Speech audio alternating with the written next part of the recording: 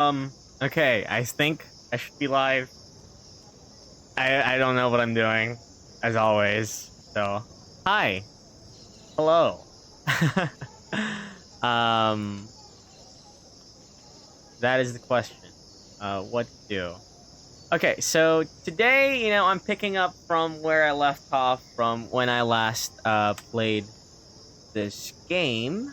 Um, so yeah, I mean, I've basically said it. So that's it. I'm gonna I'm gonna I'm gonna do that.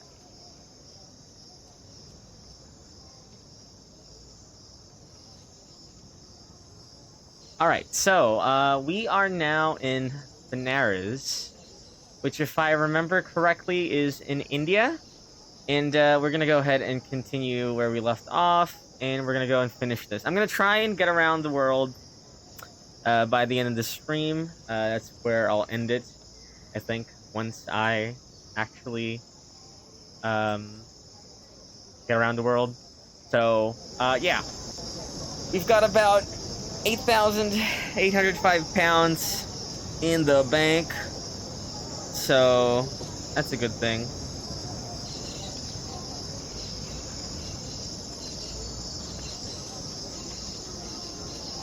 All right. So I'm just doing. What is this? Hold on. Oh, my work chases me. Even beyond schedule.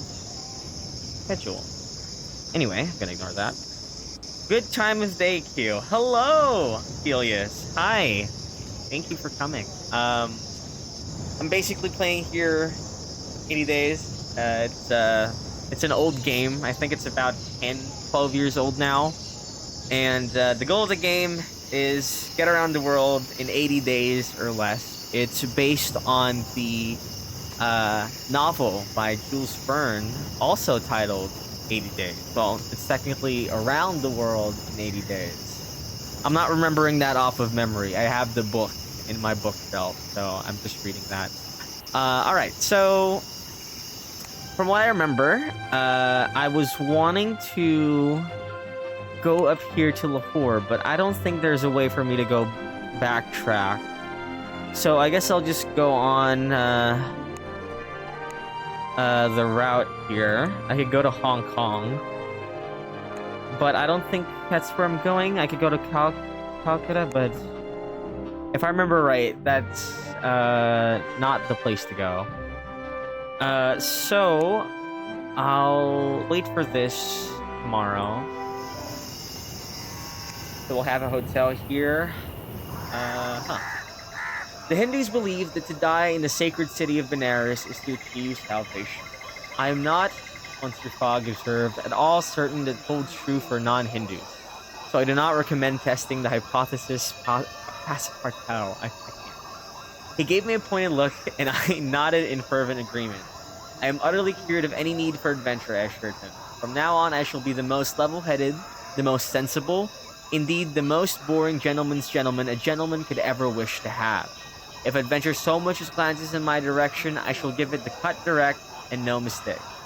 Monsieur Fogg looked for a moment as though some kind of spasm had come upon him. I thumped him hard on the back, thinking he might be choking, and he made a small cut-off sound of exhalation before pressing a fist against his lip. After a moment, he straightened up, his cool mask once more firmly in place. Passepartout, you are the most singular valet I have ever encountered. Now do fetch me a cup of tea. I often wondered about that moment in Benares. Are all English gentlemen so inscrutable, or have I chosen a particularly strange example of the breed? Fogg is a weird guy. So I can explore, but I can also depart. I think exploring might set me back a bit. So I can just... Exploring might actually open up some new options as well as for the route. So I'll go ahead and do that, actually. Is there anything else I can sell here or buy? Okay, so... I'm not going to... Buy? No, might as well buy. Alright, so I'll go ahead and explore. I'll take the risk to see if we get any other routes. Is that the other route? Oh, man. Okay, I guess we'll have to do another hotel stay. Just a few hundred. We'll heal up once we're fogged here. You know, I realized after looking back at the VOD from when I last played 80 Days, is that the thing here, my mouse, where my mouse is going, my PNG is covering it up. So you can't actually see what health Windsor Fog has.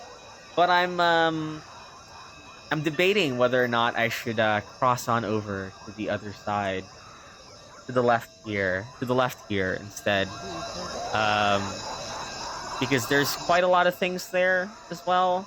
I mean, the inventory's there, but I'm actually thinking about it. I might move. I might move. Yeah, it's a tough call. My only issue is, if I do this,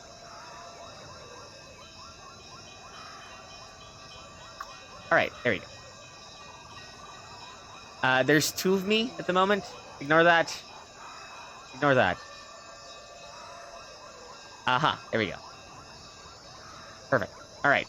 So I didn't want to move where it was because I'm used to having it there. But for now, we'll stay here. Let me check.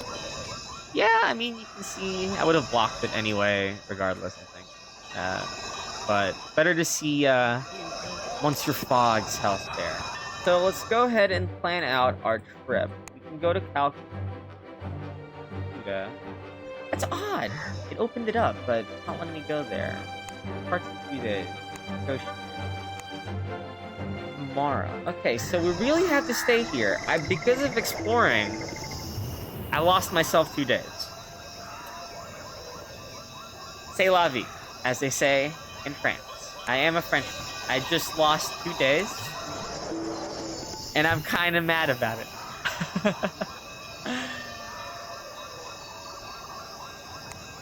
Okay, so I'll go ahead and depart. 160 pounds. What? Okay. Alright, so we just needed to hire some extra space there, but that's fine. Nah. We approached the station with some pleasure. The sight of a well-fitted-out train carriage soothes the soul. As I loaded myself, Monsieur Fogg, and our 3 cases aboard, I asked his opinion of the route. He looked indifferent. It is the speed that counts, and not the furniture. Still, once sitting in it, he seemed more relieved. This would be a chance to relax. Copper. Okay, so where we're going, we won't have much copper. I'm curious as to where this route will take us, because I've played this game quite a bit, but I don't think I've ever taken this route. I've never been to this exact city here, so all new to me, all new to everyone. We traveled in a compartment with 2 Kashmiri women holding babies and quite clearly discussing my master and me in their native tongue. Care to share the joke, ladies? I asked genially. They flushed and fluttered their hands in alarm, rather upsetting their small charges. Sorry, Sahib, we meant no harm. None taken, I said soothingly, rather alarmed at the prospect of weeping infants. It is only, the younger girl looked at her companion. We were wondering, is your wife not traveling with you? And I asked, why do you think I'm married? She looked shocked. But Sahib, you are so well dressed. Who presses your clothes, if not your wife? Her companion leaned in.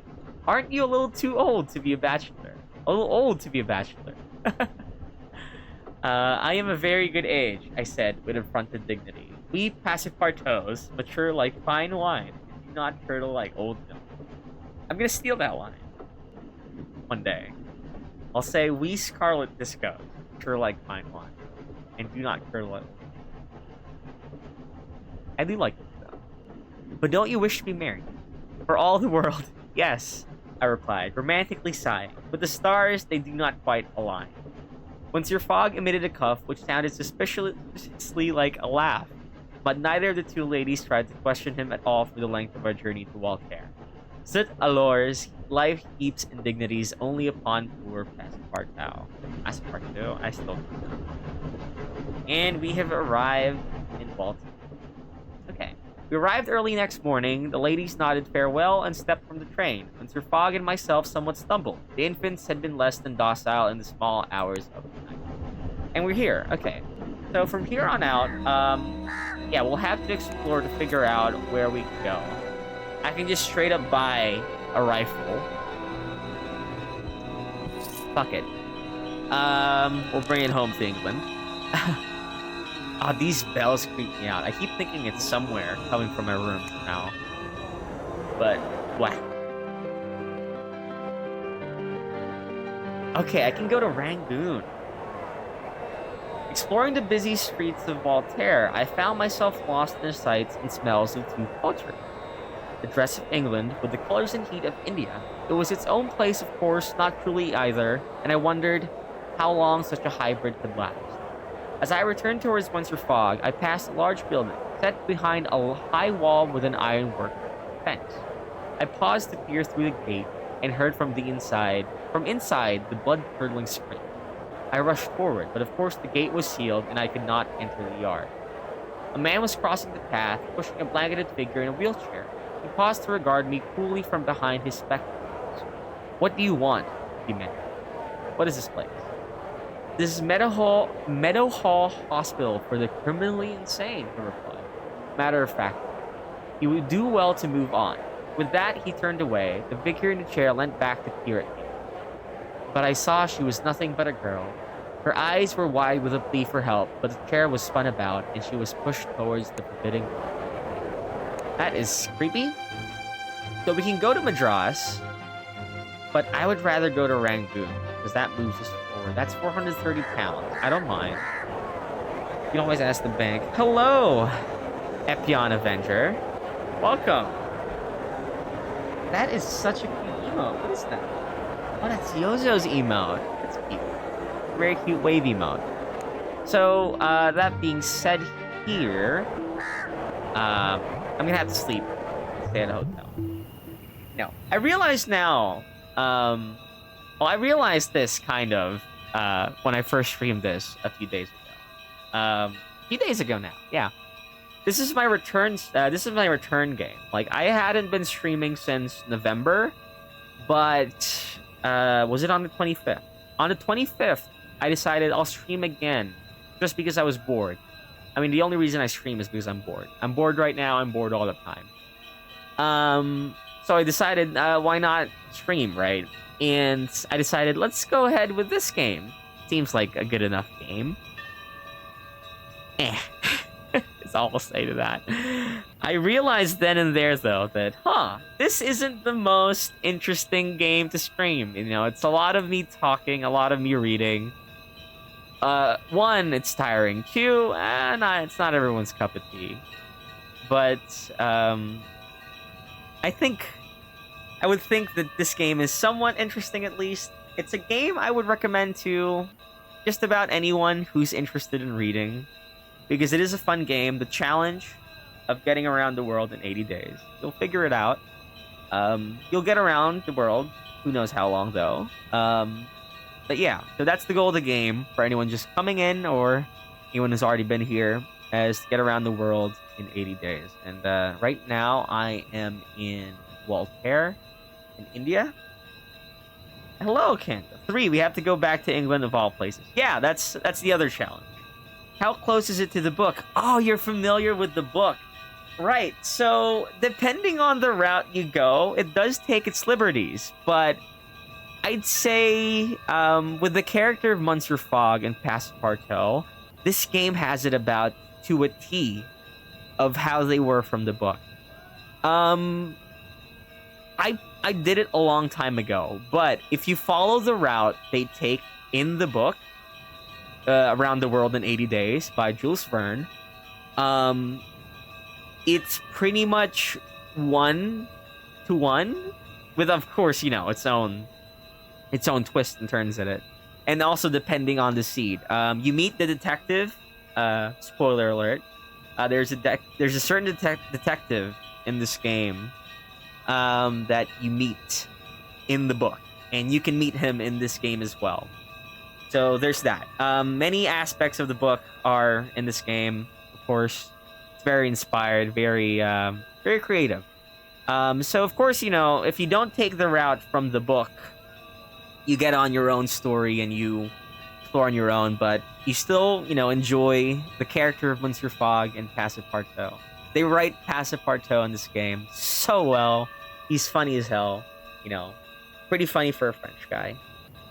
There will never be a House of Leaves adaptation game. It would have been a fun survival horror. I'm not familiar with House of Leaves. I might look into that later. So back to the king here. Behind the Mem Sahib's pinched smiles, the British residency where we dined was in utter uproar. The commission had been packed off back to London with such haste that a replacement had not even been chosen, much less dispatched. A family emergency, perhaps? Surely such a venerable, powerful figure would not have embroiled himself in something so tawdry as a scandal. Madame Lefeu, the assistant commissioner's heavily pregnant wife, dabbed at her eyes with a handkerchief. Chief. And to think he a peer of the realm, she exclaimed in gentle sorrow. Still, I suppose he was Scottish.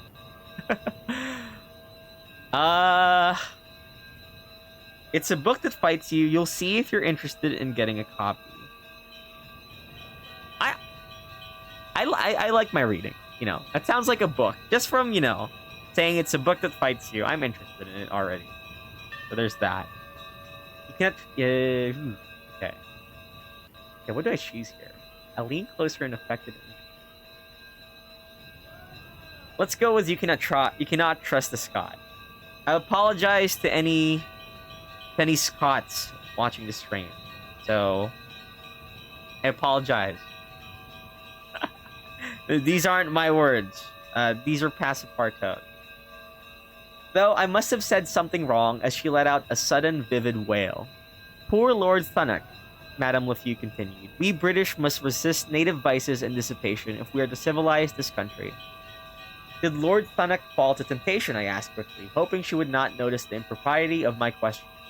Poor Lord Thunnock, she repeated, dabbing her eyes anew, and poor Lady Thunnock too, of course. Banu, a dark-skinned Indian servant, entered with some freshness. I caught Madame...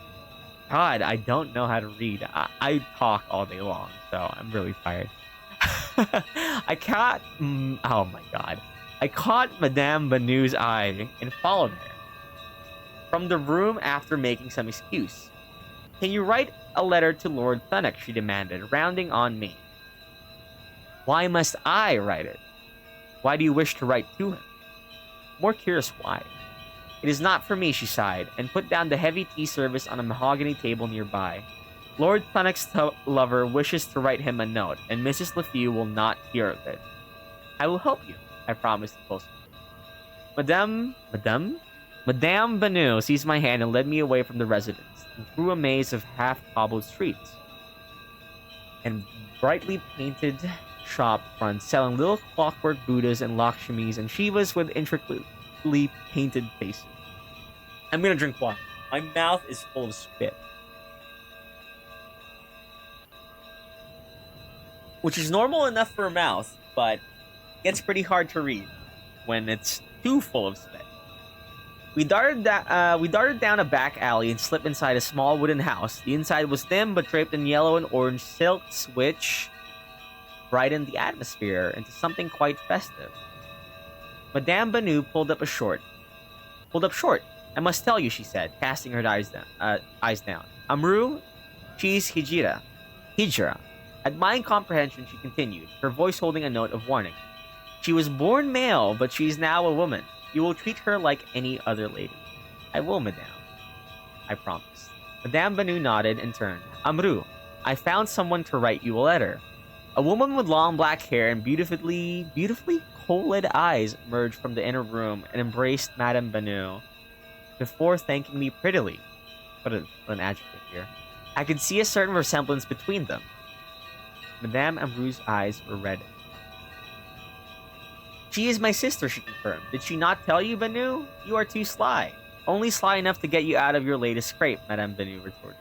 Shall we write this foolish letter then? Ambrose said with brittle brightness. I will not break the lady's confidence and tell you the contents of her letter, but I conversed with her a little as I wrote it.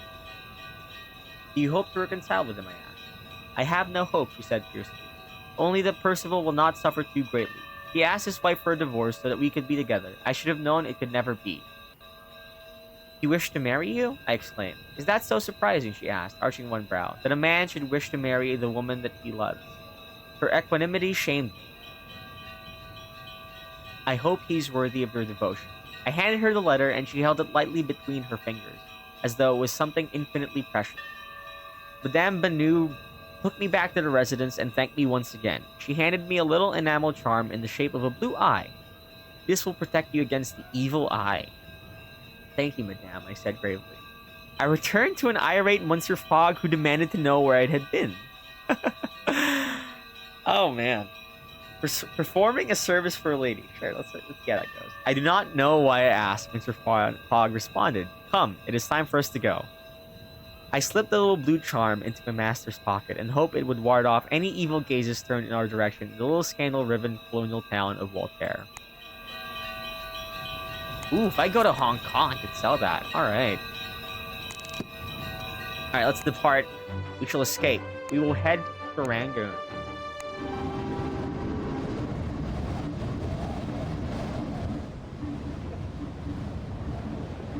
We boarded the rather unimaginatively named Bengal Tiger just as it was about to depart. We always leave on time, Captain Joshi harumphed, as the painter was dropped and we quickly stowed our bags and ourselves into a cabin.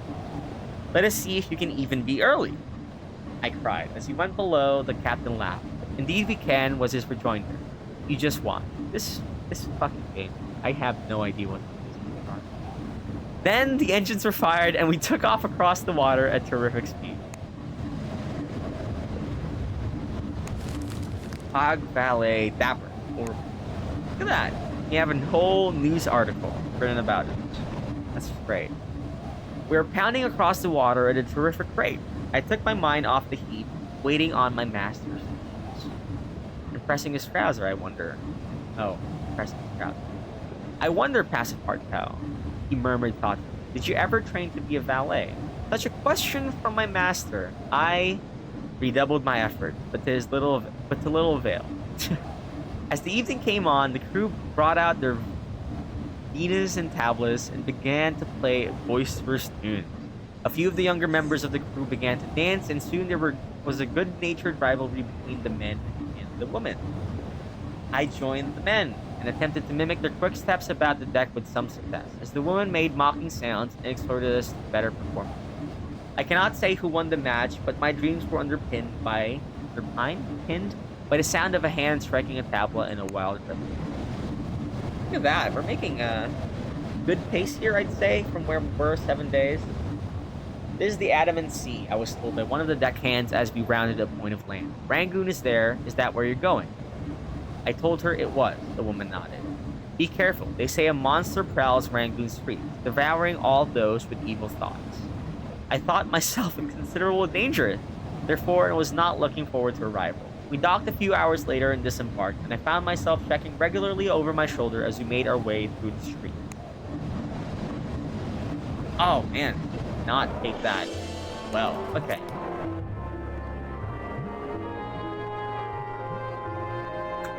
I could probably sell this here now. Traveler. Okay. Ooh, valuable. Okay.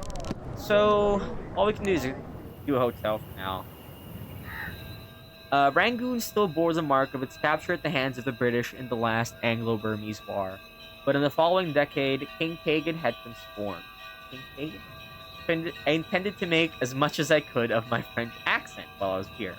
But even such a course could not save me. I had taken a mere 2 steps from our veranda of our lodgings when an enormous shadow darkened the street. There was a grinding shriek and hot breath, and then I was seized in a great iron claw. A claw! In all my travels, I had not expected such treatment. The ground fell away in a dizzying rush. The automaton was not flying precisely, but rather leaping with a powerful bunching of hydraulics and gears. With 3 powerful jumps, the creature scaled nearly a nearby temple and deposited me at the very top of the pagoda. I am not British, I insisted with my eyes shut, hoping that my vowels would save me. I know, replied the automaton that had me captured. I am Manasiha, it said in a grating rumble, and you are in my city, Jean Passepartout. It knows my name. Show them, gamer, derogatory. I will, Fa. Thank you. Hello, Heka. I hope you're enjoying work and your work lurk. You know my name? I demanded, my distaste for my Christian name overriding my fear. I know every creature that comes here. I am the protector of this city. I know the whys and hows of every creature that passes through my domain. But your purpose is a mystery. We are going around the world, I declared, but with far less than my usual gusto. Gusto? Aware as I was of the long drop which awaited me if I chose my words without care. The world is a dangerous place, Manasiha said, grinding its iron teeth in a horrible smile, and you Europeans only make it more so wherever you go. You intend to eat me, I demanded, voice shaking. You would not nourish me. I am no beast nor am I a simple machine. Manasiha shook his blank human face side to side in a clatter of rubies. I am an imperial advisor to King Pagan and no simple collection of gears and levers. I could scarcely believe Manasiha's calm philosophical discourse, but I insisted. Who is your master? I am an imperial advisor, Manasiha emphasized. I have no master but myself and possibly Buddha. You are free? I am. More free than my oil-blooded, steam-driven, iron-bodied brethren, the automaton allowed. And so I am in position to uplift them. Enjoy my city, John Passepartout. But when you leave, you will go to Pangsao Path. But there is no route that way. There will be. It seized me in its warm paw once more and leapt to the street in one heart-stopping bound. By the time I had finished shaking, Manasiha was gone, his last ambiguous words echoing in my head. I wondered how much of the kingdom of Burma's recent change of fortune could be ascribed to the protector of Rangoon. I wondered many other things best left unvoiced. Right. Okay. So we're going to Pangsao Pass, apparently.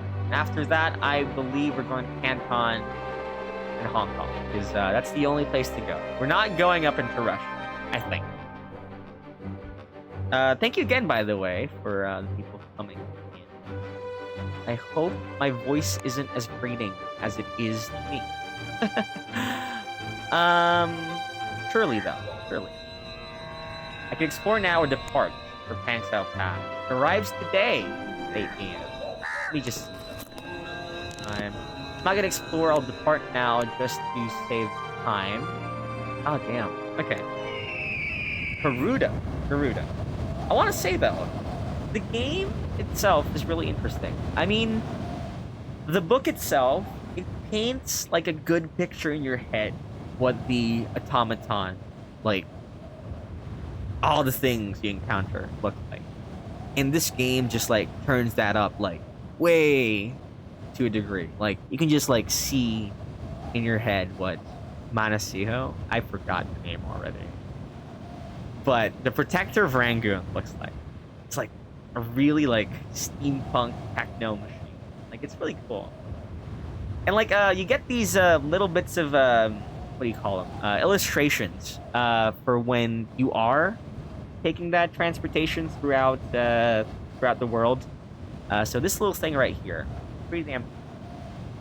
The next morning, we stepped onto the street to find a gigantic bronze and steel bird waiting for us. You know, if this was the world we lived in, I think the world would be a better place. This was the transport Manasiha had hinted at. I gulped for fear, but Monsieur Fogg was not even slightly concerned. He leapt aboard, consulted his pocket watch, and smiled as we lifted into the sky. History of Manasiha grows. Oh, damn. He's not.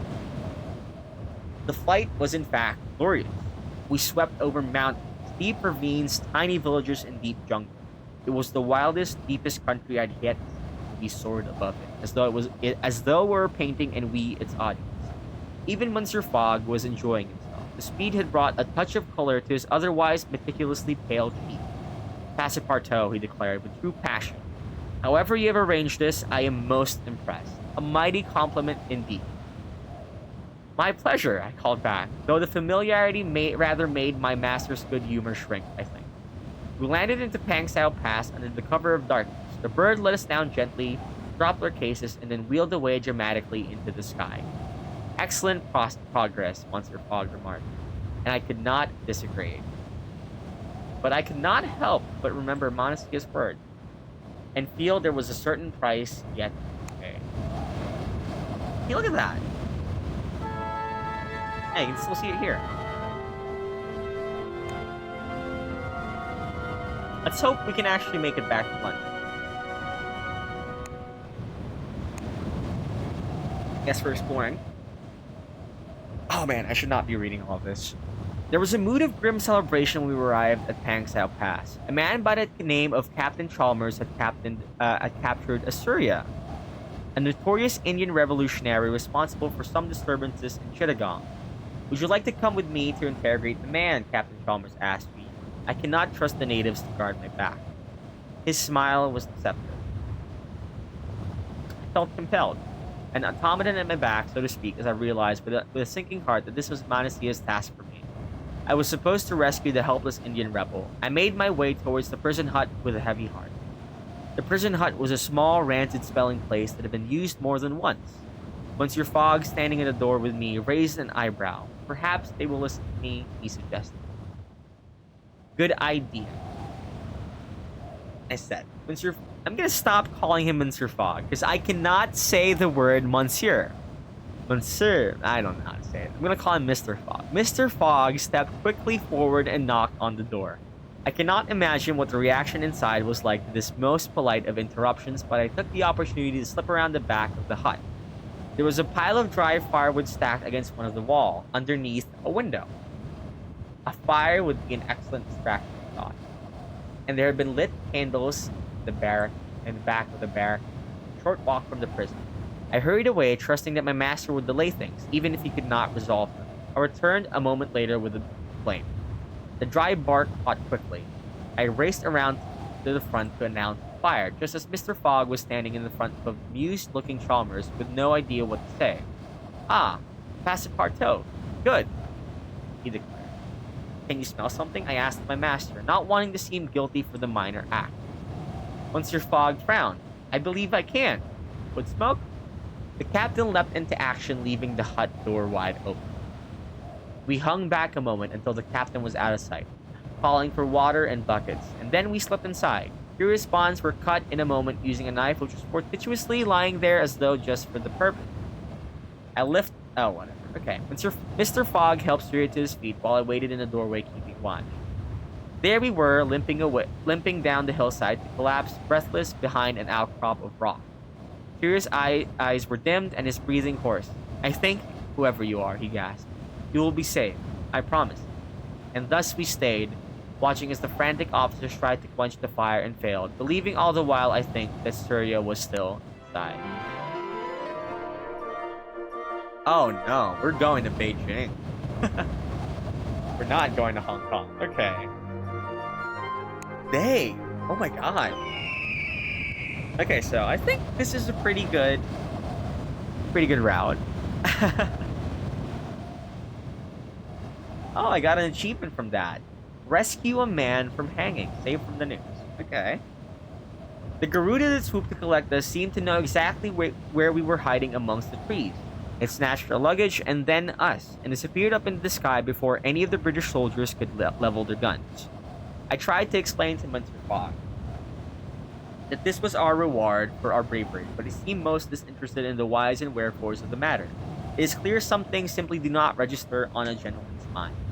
I had to ask Syria what would happen next, and he took a few awful shuddering breaths before answering. I have friends in China, he replied. They have no love for the British, and he grinned a toothless and bloodied grin. I will recover there for a time. But what of India, I demanded. She is not free. I will return there once I am healed, he nodded. I will not stop fighting no matter what the price. I wanted to ask another question, but he fell quickly, almost noiselessly, asleep. No doubt his body was sorely overtaxed and in need of a rest. Alright, let's dapper up our good old boss, Mr. Fogg here. We crossed the Himalayas at such a speed and height that their snow-capped peaks were but a long stretch of foamy sea. We grew cold on the back of that great creature, and Servia, I've been saying their name wrong all the time. Servia shivered terribly even as we swooped down and landed within the sight of the city of Beijing. I tended Surya, attempting to warm him a little, and he gave my hands a grateful squeeze. It's not far. Empress... Oh, come on. Empress Suzy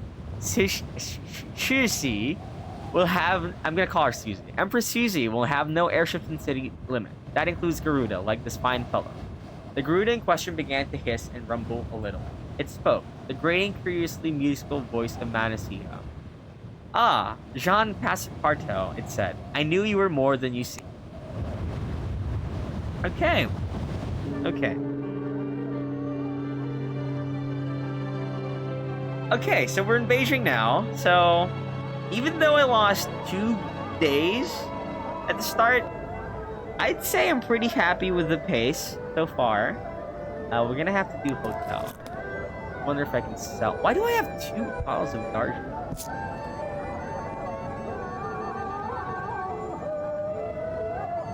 Okay, so let's stay at a hotel.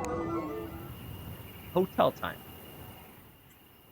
There were no airships sailing across the Beijing sky, nor any evidence of electrification, though the Chinese did not shun all technology.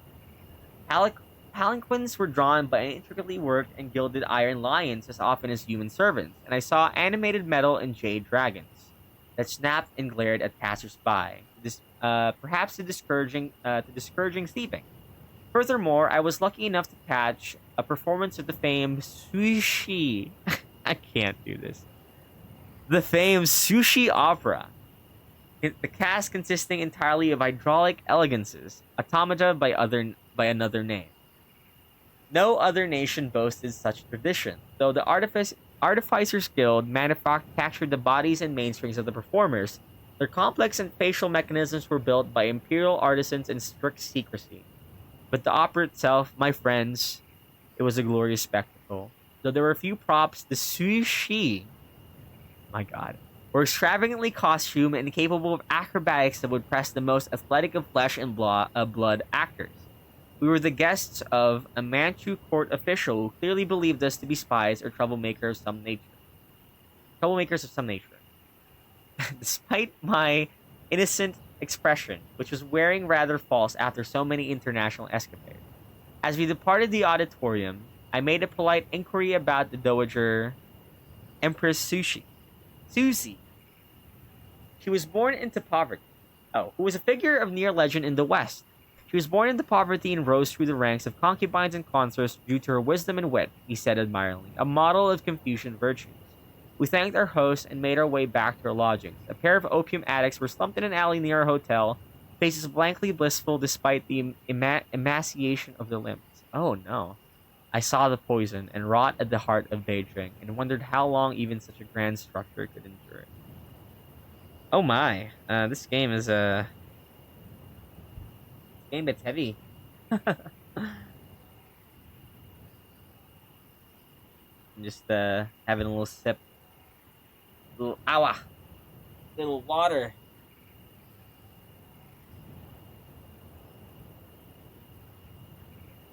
All right. That was a lot of reading.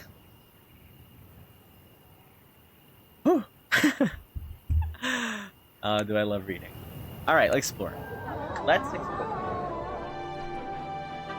No way. There. Okay. Oh, we can go to Hong Kong. Okay. No, it's fine. All right, we'll go to Hong Kong.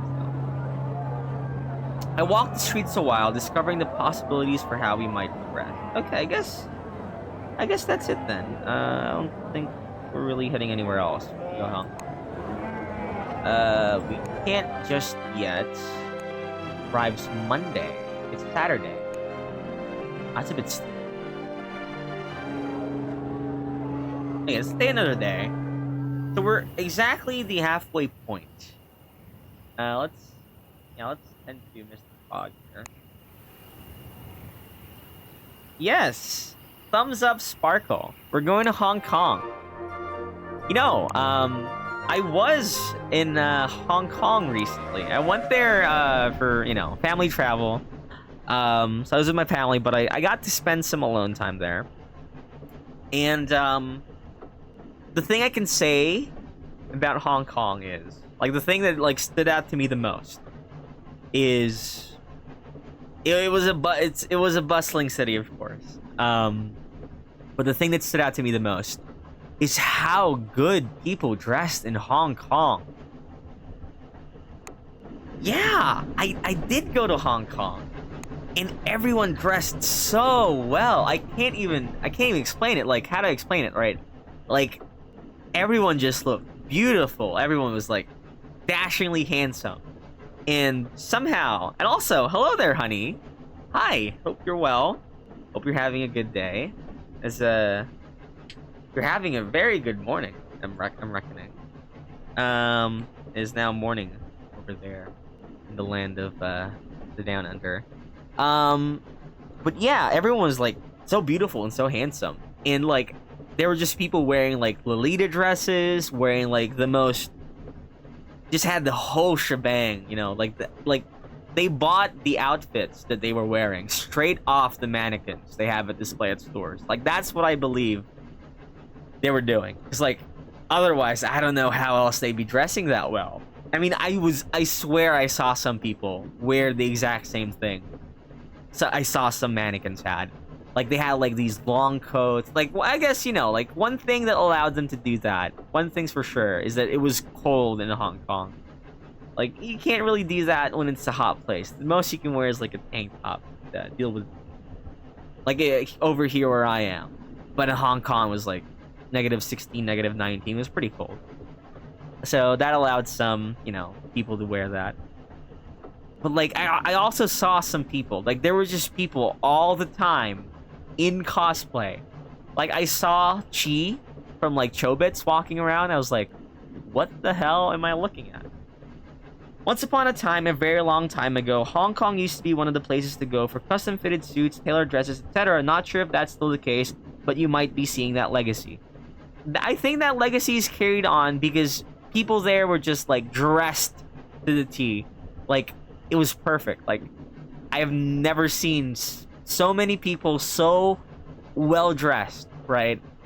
And, like, when I came back to my country, to my city, I was like, damn, we don't dress that fine.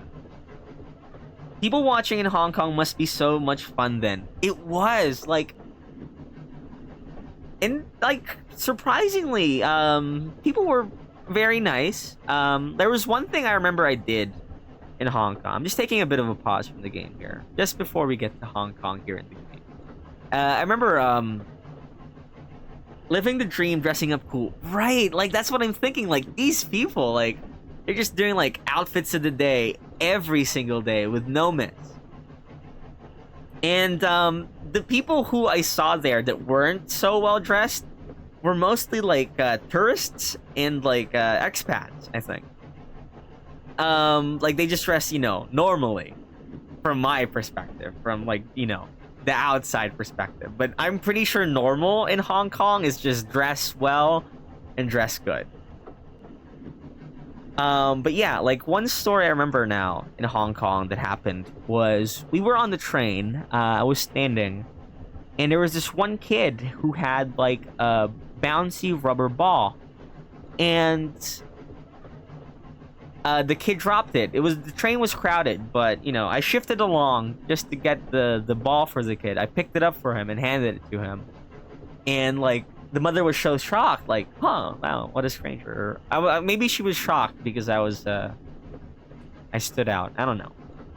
But I guess I shouldn't have stood out that much because people actually thought I was local because people started talking to me, like asking me for directions. Maybe the foreigners thought, the tourists thought I was local, but I definitely did not look local. I did not dress as well as everyone there. I wore the same jacket the whole time there. Like, it was the only jacket I had. It was really cold there. But yeah, I would recommend Hong Kong to anyone with a good budget because, hot damn, everything was expensive. I did go to Disneyland. I went to Hong Kong Disneyland and I bought the giant Disneyland turkey leg, and I was so happy. And who hasn't ticked off the yeah, that's something something you have to be careful of. But yeah, you want to go to Hong Kong, bring a lot of money, bring a jacket, and probably dress well, because you'll stand out, like, sorely. Because everyone else there, even like the elderly, they were so fashionable. They had like purple, blue hair.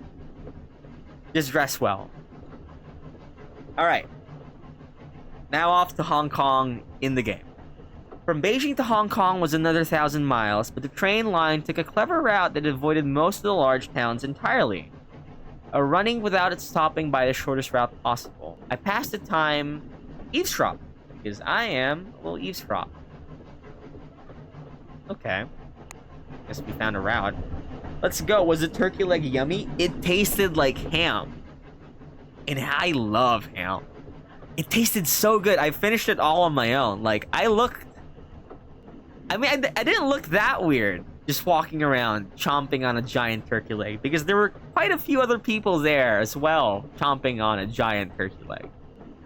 But it costs like 160 Hong Kong dollars. Let me just check here to translate that amount to a more understandable price. Basically, the turkey leg cost me $20 US. I mean, I don't know. $20 US is a big amount for me personally. I might not be for, you know, Americans. I've had them at Ren fairs. Ooh, they sell them there as well. Oh, turkey leg fun. I love turkey. I like, if I'm ever gonna go back to Hong Kong or Disneyland, anywhere else in the world, I'm only gonna look for the turkey leg for like $6-8 freedom dollars. Okay, so it's definitely cheaper. It's probably just more expensive because it's in Disneyland. Water was so expensive. Don't buy water in Disneyland. Bring your own water. But to be fair though, they did have those like water fountains where you could get free water. Beast mode on bird meat for real. Dude, I went ham on that leg. Like, by the end of it, like, I was so full and my hands were so sticky. I did not realize turkey leg juice was so sticky. Decadent ham. Yeah, it was basically decadent bird meat ham. It was so yummy. Oh, man. Genuinely, I am so hungry right now just thinking about the turkey leg. I miss it so much. Turkey leg, horchata toffee squares, and Dole Whips are my go-tos at Disneyland/Disney World. Dole Whips. I've heard of that before, but I have no idea what a Dole Whip is. Oh, it's like ice cream. Okay. But it's called Dole Whip. Oh, it's pineapple flavor. Oh, I get it. Like the pineapple Dole. Okay. Scarlet Disco Throne where? None. In the foreseeable future. Horchata toffee squares. Those also sound good. Horchata is good. Same man, turkey leg is so greasy and delicious, and I am drooling. I'm like, my mouth is foaming. I need to drink water just to wash this away. Walking around in public covered in turkey juices. The dream. It was. My hands were so sticky. But you know me, Boy Scout old me. I always have like baby wipes and like in the bag I have.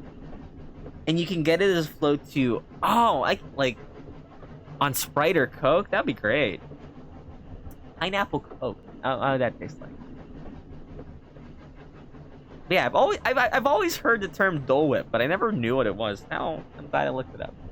Maybe if I ever head over to the Freedom Land and head on over to one of your Disneylands, Disney Worlds, maybe I'll get myself a Dole Whip.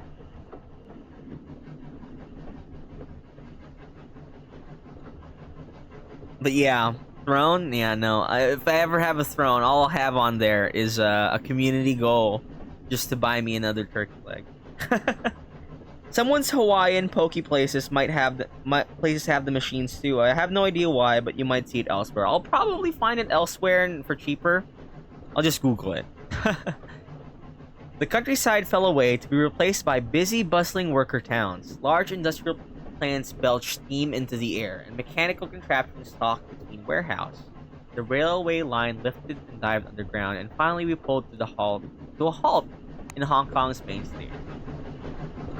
It's always so fun as well being in a city where their metro system is like genuinely so well organized. Like, that's my compliment as well. I've been to Singapore. Their train system, muy bueno, gets you everywhere where you want to go in the city. Everything is a walk away from a train station. Same with Hong Kong. You can get to pretty much anywhere and everywhere. My only gripe, my only gripe with like Hong Kong is like so expensive, right? It'll cost you like $100 to get across the city. And I don't recall if I had the same issue with Singapore. Community funding to get Scarlet Disco's turkey leg. Please get me my turkey. No, I'm fine. I'll just have like about 15 chicken legs to make up for the turkey leg that I do not have.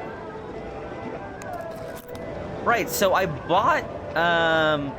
got this. I want to sell it. I'll sell it. Here, I don't know if I'll sell that yet. Jade figurine. If we go to San Francisco, which I think we will, I can probably sell that. Right, there we go. We're making a lot of money on the way. From the book, if I recall correctly, the wager was for 40,000 pounds. I always thought that if we got 40,000 pounds in the game, we would get like a special ending, like, oh man, we got enough money anyway. It's not like it matters now. Because I think I got, back when I was playing it on like my tiny ass iPhone, I got 40,000 pounds, like just grinding and selling and selling.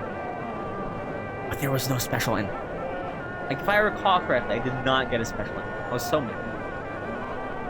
Okay, here's what you do. Get rotisserie chicken from the deli, put down a tarp, take the chicken out of the container, rip and tear with your hands, get messy, it's so satisfying. Oh, dude, I especially love it when it's like straight off the rotisserie. You pack it, you run back home, open it up with like, you know, those loud containers they put them in. And the way they melt off the bone and melt into your mouth, like the honey juices, the whatever juices, the chicken juices, it's so good. It's so satisfying. I've done that before, and I will gladly do it again.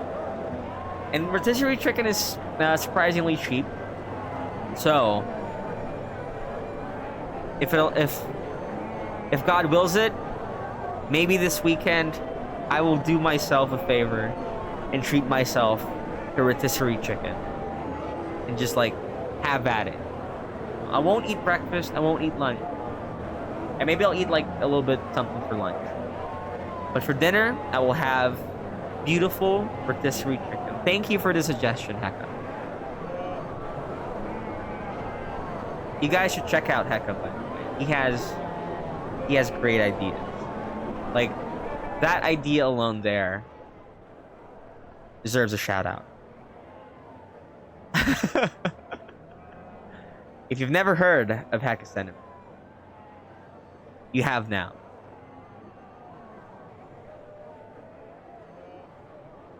Because they, just as I would dig into a rotisserie chicken. Oh, Epion, you're familiar with the book, right? Right here, we're in Hong Kong. There he is. Fix from the book. I was looking over a bolt of bright red Chinese silk when a man accosted me. This man had a mustache so fine, so luxuriant, so well tended that I briefly lost the power of speech. I watched, mesmerized, as it quivered with his every word of introduction. It seemed his name was Fix. He offered me a drink, and given that I had a few hours to spare, I had to lie shamelessly to escape. We are leaving immediately, I declared. There is no time to waste. Is that so? He replied with great interest. And where are you going? Yokohama. Fix nodded. Of course, of course. Well, perhaps we will see each other again. I agreed that I hoped so and scurried away, although I fancied that I saw his darting form out of the corner of my eye more than once then. In the part now. Can we actually go to Yokohama? Okay, we can. Yeah. The Jade Tiger. Look at that! I wish to live in a world where we actually have magical airships that look like that. The Jade Tiger was an old Muj-class Persian airship, renovated with Chinese colors and fitting. It was painted all over with Manchu luxem, swastikas, stylized bats, and coins. We climbed aboard, ready for the journey east. English captain resigns after Pang Sao prisoner escape. Hey, look at that.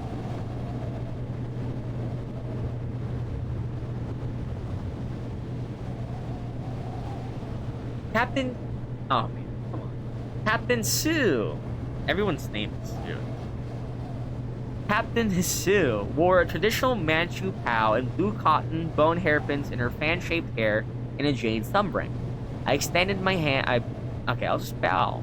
She looked at me quizzically and then asked a series of questions in Cantonese. I thought so in any case. It sounded similar to Mandarin, which I had picked up a little of on the mainland. An English-speaking crew member was summoned. Her tool belt hung with rope, bolt cutters, and climbing equipment. The captain says she expected you to speak Cantonese, she translated, because you were in Hong Kong. Well, I expected her to speak in English, I retorted, crossing my arms. Or a little French.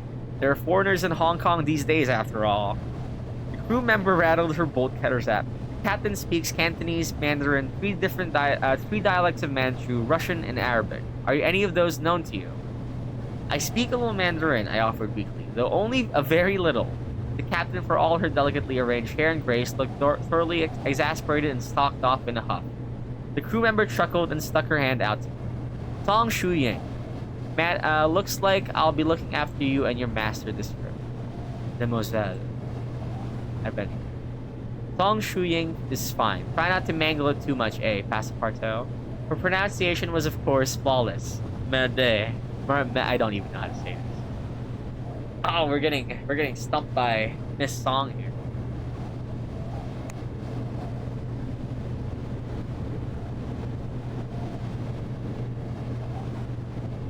Oh, right.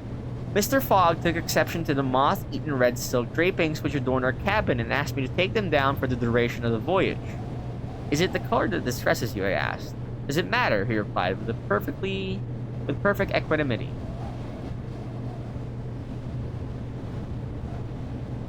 Only if a man has a right to know why he does things, I muttered under my breath, though I was certain he heard. Tong Shuying looked terribly surprised when she came to fetch us for dinner and saw the bare-walled room. My master has very particular taste, I explained. How nice for him to have luxury of taste, was her only remark, but it felt its sting even.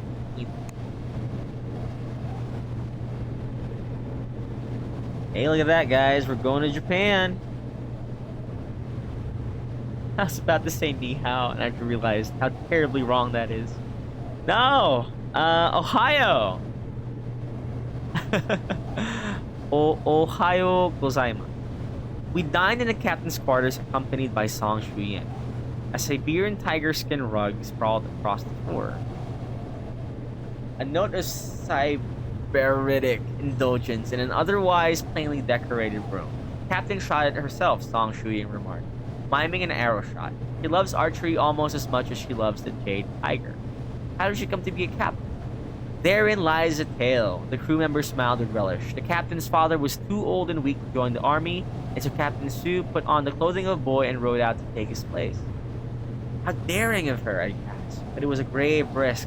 But she served for 12 years and gained so much honor that when she was discovered, the generals gifted her with an airship and forgave her deception.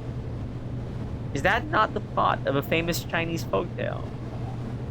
I raised an eyebrow. The story of Mulan. Song Shuying's eyes widened. You know the story, she said flatly, and then shrugged. You are not so ignorant as you seem. The most stimulating dinner at the captain's table, all told. She was trying to get me there. She was trying to punk me. We tethered at Yokohama in the early afternoon. My eye passed lightly over the sloped roof buildings, carriages, and bare cherry trees. I made a particular effort to thank Song Shuying for an entertaining journey, for she had been excellent, if fanciful translator. Think nothing of it, she advised, shaking my hand with her calloused one. Good luck. Ready, Passepartout, my master called. I replied eagerly, and followed him onto Japanese soil. And here we are in Yokohama. Day 45. So we have 35 days left to traverse the Pacific, which is basically just Hawaii. And we can go to Panama City, but I think once we land in Honolulu, we can head on over to San Francisco, which is kind of my ultimate goal. Not ultimate goal, like kind of my side goal as to where, because I want to take the American route here with the railways they have. That'll cut through, and I think in New York is where I can take a boat directly to London. So that's obviously the route I want to take. Going into Central America, from my experience in the game, by the way, is a bit dangerous. Like you can get snagged there a bit by a few events. But yeah, how much is this? I can sell it here for 260, but ooh, a katana. Oh, I want to bring home a katana, ladies and gentlemen. I can sell this. I don't need it. I am buying a katana. Can't fit? Okay, that's better. I was gonna make it fit no matter what. Alright. We can depart now, which might save us some time. So we'll go ahead and depart now. We haven't seen Fix again, so maybe we won't see him again anymore. Who knows? So we are riding the Noelani. Was a new concept, we were told. A hover barge making the long-distance journey from Yokohama to Honolulu in the middle of the Pacific Ocean. If only it went further than Honolulu. A little bone-rattling for the sake of a few days' efficiency seemed a good trade, but the ship had only enough fuel for the journey, and even then, I think, only just. We and the other passengers on this inaugural crossing must have looked pale and as uneasy as we set off. Even the captain was sweating. Are you sure this ship is safe? I demanded. Indeed, he nodded, clapping the shoulder of a woman standing beside him. Our artificer says so. And indeed, when disaster struck, its nature took us all quite by surprise. Oh, fuck. Okay, I remember now. It's been a while since I last played this game. Ah, no. Okay, I remember. This trip is doomed.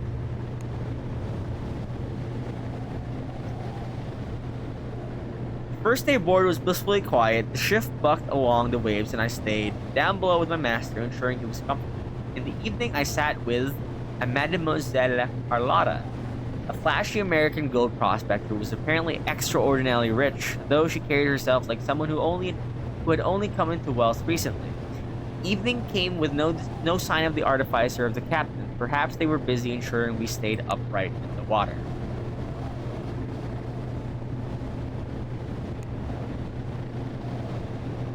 Gotta keep taking care of the bond. We noticed the trouble when my bread roll slid from the side of my plate and rolled against the side of the craft, quickly followed by another passenger's wine glass. I went to retrieve my bread and tumbled, feeling suddenly giddy. The entire ship was listing to the left. A moment later, a strange noise began to issue from the engines below. It sounded somewhat like a scream. The only other person in the dining car was the retired detective Monsieur Jaffer. He gripped onto the table edge with whitened knuckles. I stumbled to my feet and made for the exit from the room. The shrieking noise from the engine stopped, but the boat did not right itself. Passepartout, perhaps it would be useful to discern the cause of this misalignment, my master suggested. Well, of course. I headed for the dining car to the engine room. Find an artificer negotiating the car quarters was a difficult proposition to her stubborn tilt, but we were, I could sense, slowly moving back to upright once more. Perhaps we were not about to sink after all. Suddenly, Mademoiselle Carlotta leapt into my path. Passepartout, she hissed.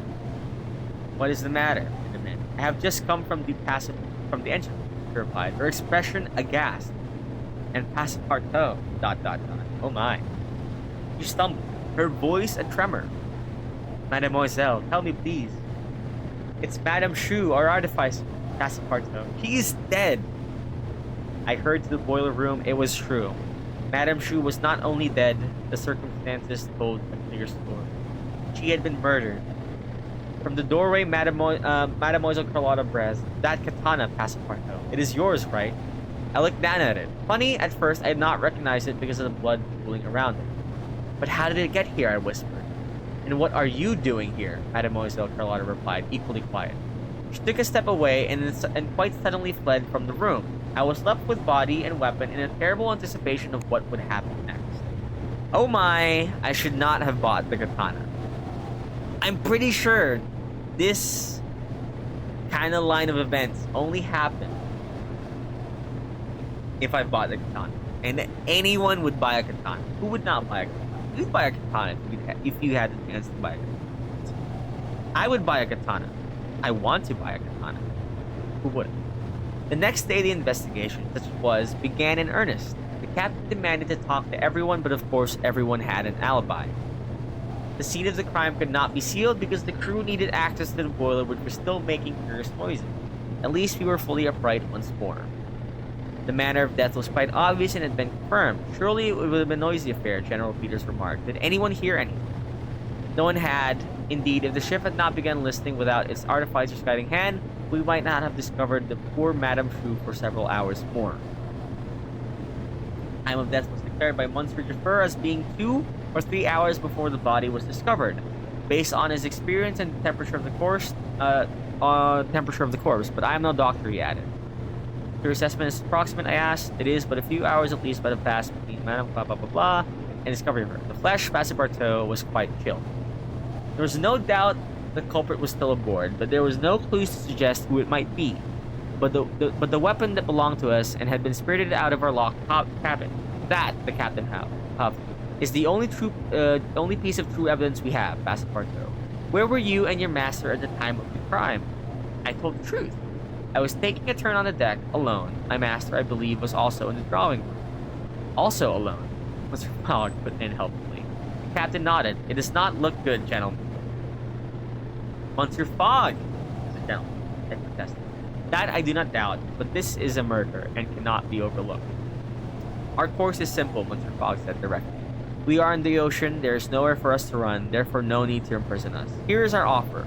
Let us discover the true culprit by the time we reach our port, or you may arrest us for the crime. I could have throttled him. He gambled now, not with his fortune, but with our very liberty and most likely with our necks. The captain nodded. Very well, you have until we dock. Once he was gone, Monsieur Fogg turned to me. Passepartout, our situation is desperate. We must uncover the truth. Wow, just putting all of the marbles in my hands. What will you do? I will consider the matter, he replied. There were only a few days remaining. I drew up my list of suspects and attempted to do some detecting. There was no time. My fucking katana's gone. I began my investigations at the scene.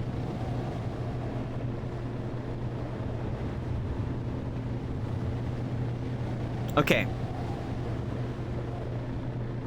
What I'm gonna do is I'm gonna stand up and I'm gonna go run and get some food. I'm hungry. I will be right back to anyone that cares. But I will be right back, and I hope that the sound of in-game generic ship noises will guide you for the few moments that I am away.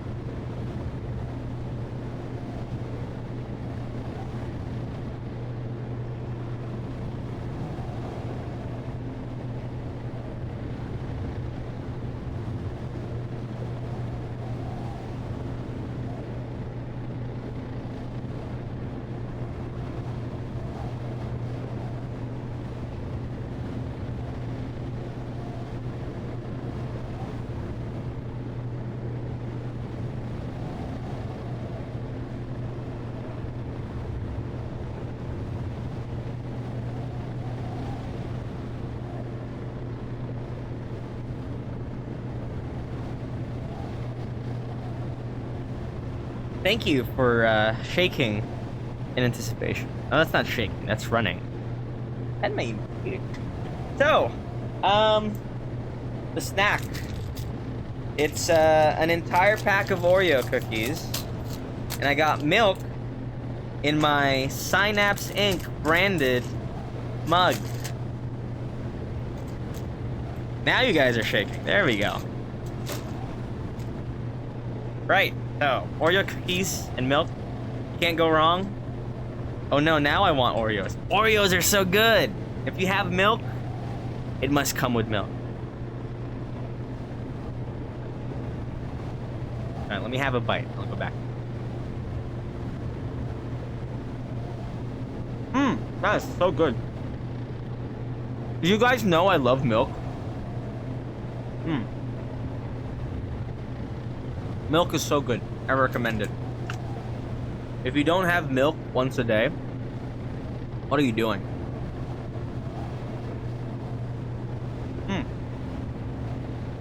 That is great.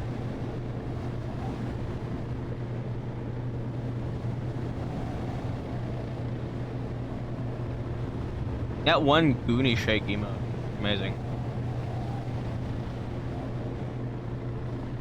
Sleepy Lilith. Very cute emote.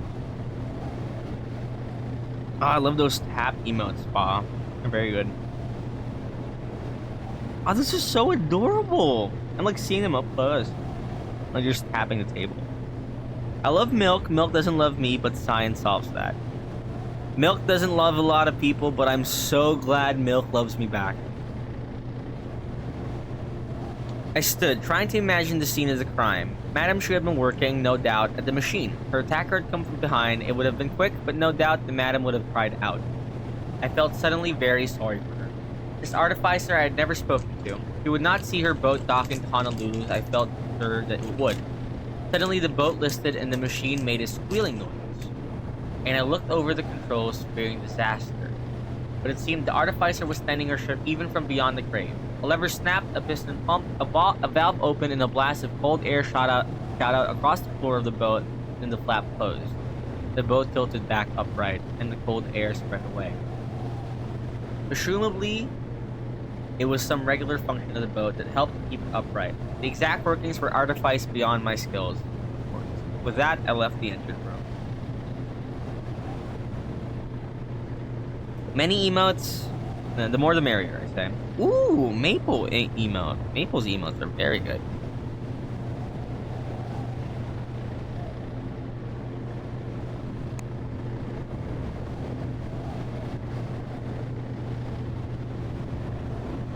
Oh. Alright. I have a sinking suspicion as to who did it. I feel like it's this lady right here. Here's a good fake emote. Who's this guy? Cupie? Wow. Welcome. Welcome into the chat, Cupie. Nice to meet you. That's a pretty good emote you just sent there. I spent the next day asking questions of Mademoiselle Carlotta. I'm just gonna say Miss Carlotta. Miss, you must help me, I began. Miss Carlotta nodded, though I could see fear in her eyes. She had demanded to talk out on the open deck in the view of bridge. Whatever I can do, she said. You found the body. What were you doing in the engine room? What do you think? She exclaimed, with perfect surprise. The boat was about to capsize. It was tipping right over. I hurried down to the boiler room to see what was going on and if I could help. How might you have helped? I'm no artificer, but I had an interest in this device of Madame Shoes, she said. So I know a bit of about its function. Anyway, I thought the madam might be able to use a pair of hands. Just gonna hear me munch on Oreos. You know. Oh man.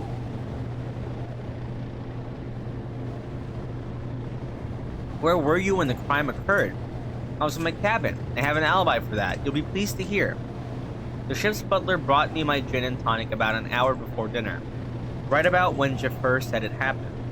Oh hey, look at that! They're twins. Oh, that's a Charlotte emote. Girl boss meltdown. Oh, that's Charlotte's prefix? Girl boss? That's great.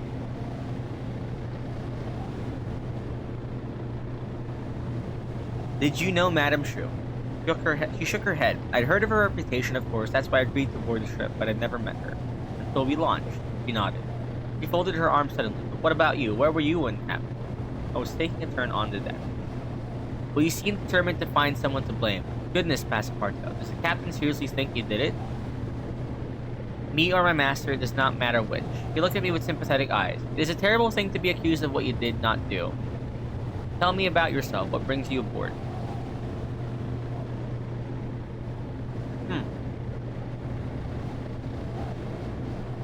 He shrugged.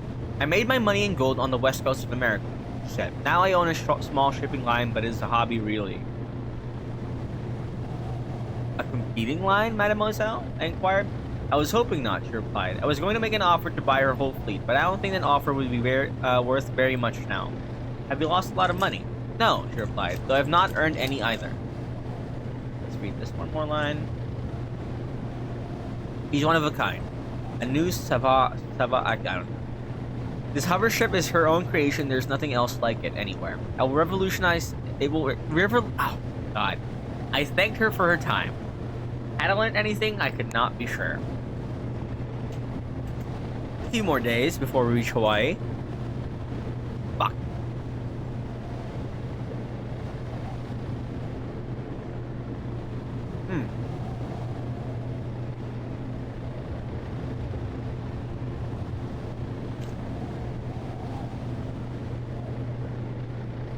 I shook my head. I'm drawing a blank. Do you have a key to her cabin? I do. I have a key to every cabin aboard as the butler and the first mate, but their loyalty is without question to the ship and to its artificer. They are above suspicion. Is anyone above suspicion? I demanded. Of course. Where were you at the time of the crime? When the body was discovered, I was on the bridge with my crew. A few hours before, when Sparse had happened, I was off my ship. I was asleep.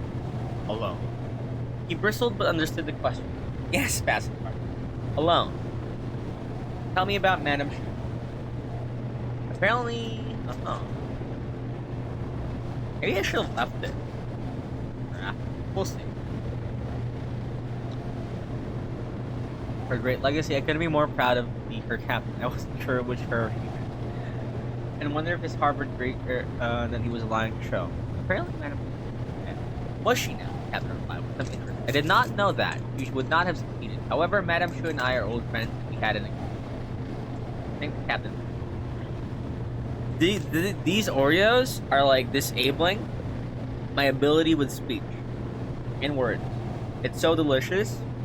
I recommend anyone right now, if you have Oreos and milk, stand up and go get it.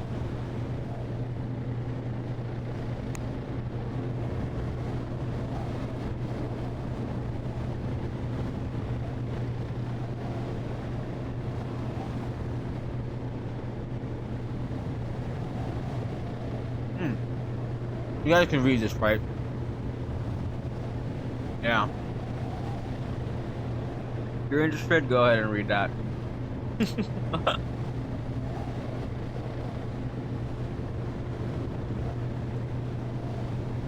Oh man. Oh no, Oreos? Dude. Oreos. Oreos. You want some? Oh, see, everyone wants Oreos. Are you calling me an animal? Am I an animal for enlightening your desire for Oreos?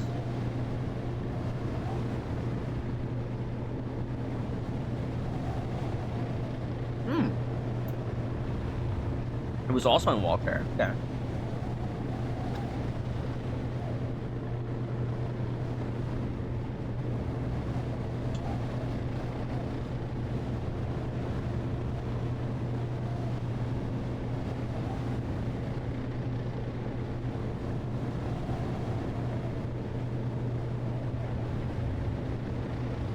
You rubbed this whiskey.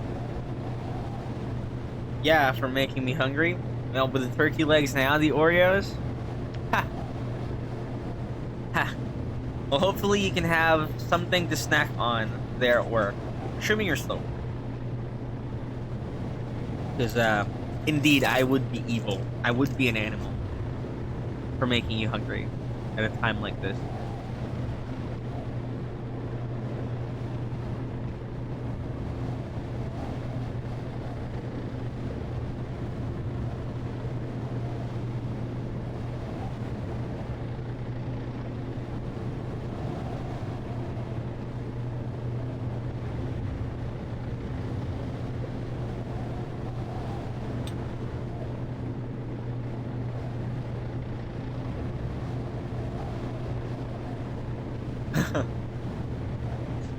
He's a millionaire, they say. A millionaire. In this day and age, you have all the money in the world.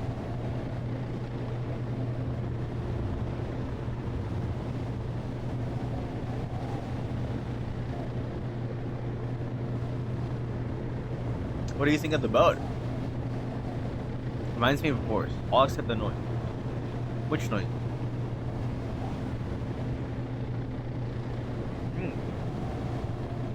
Don't like the French as a rule here, Mark. But you're a good egg passapartout, and I hope they don't stick this one on you. Thank you, General. See, this guy gets it. He gets it. He understands. There's some good ones out there. Oh, that's terrible. I shouldn't be saying that.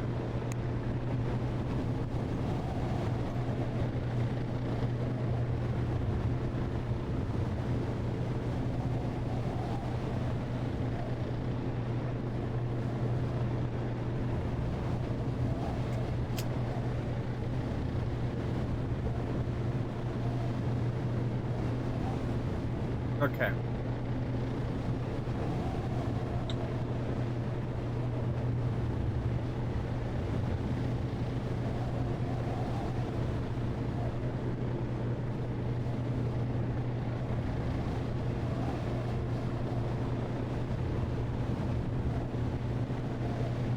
Okay. Ladies and gentlemen, I have brought you together because I believe I know who killed our artificer.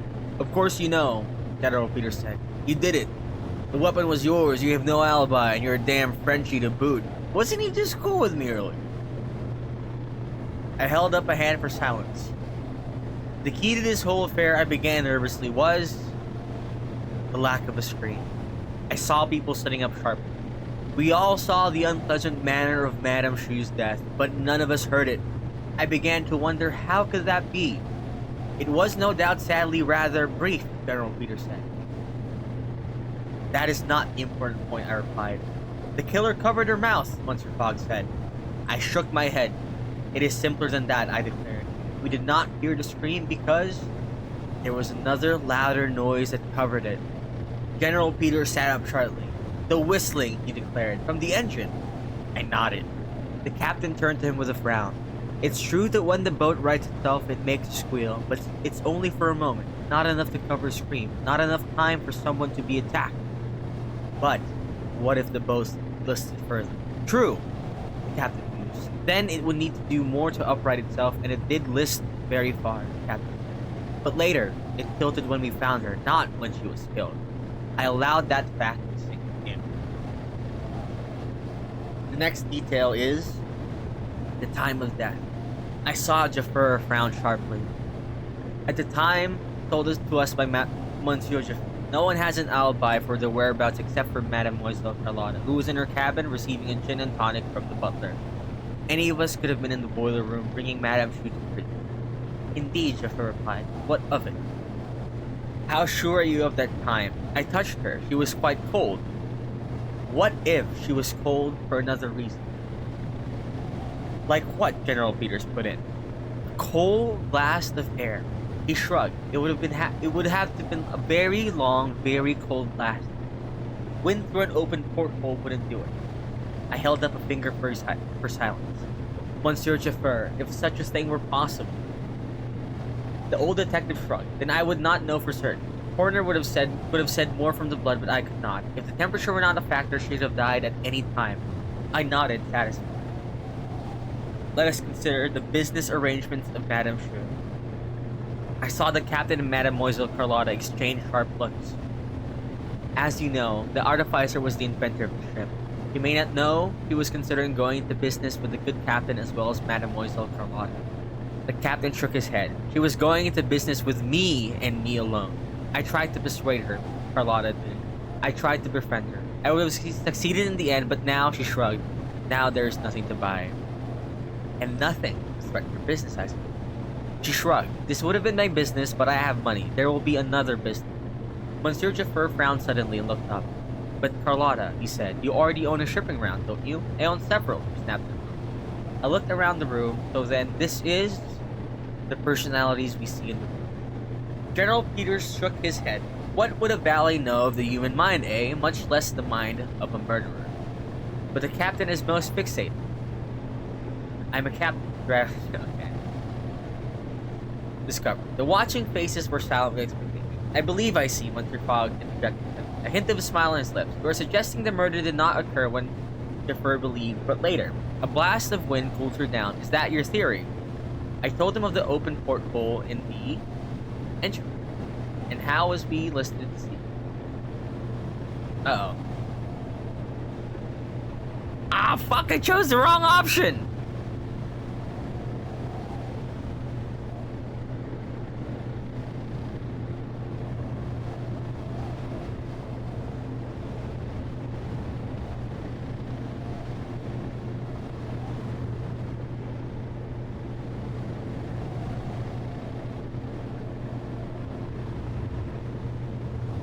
No!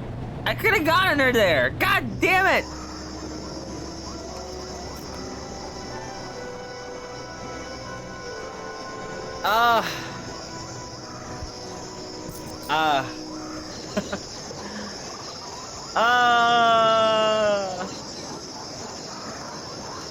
Oh well. Hey, at least we're free. How many guns do you think we need, Passepartout? I think we need plenty. It's the American in me that says we need guns. There is, in fact, no American in me. It was as though Honolulu lived in one indrawn breath, a wheeling swath of sky, white-laced waves, and pristine sand bounded by black volcanic bluffs. The town was entirely hidden behind groves of coconuts and eucalyptus. We rested in a comfortable palm top by the shoreline, breathing the sea air and trying to shake the weariness of the road. Let's explore. Ooh. Well, that's super helpful. We can go from Manila to Honolulu. No, it's not very helpful. It is not helpful at all.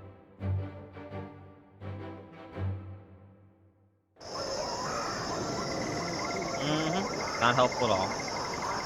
I struck up a few conversations here and there, hunting for options on how we might proceed.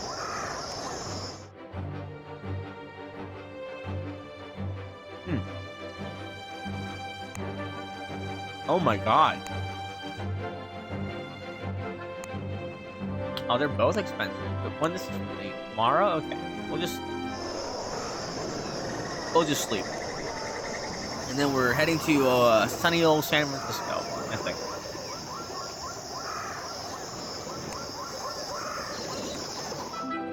Alright. San Francisco it is. There you go.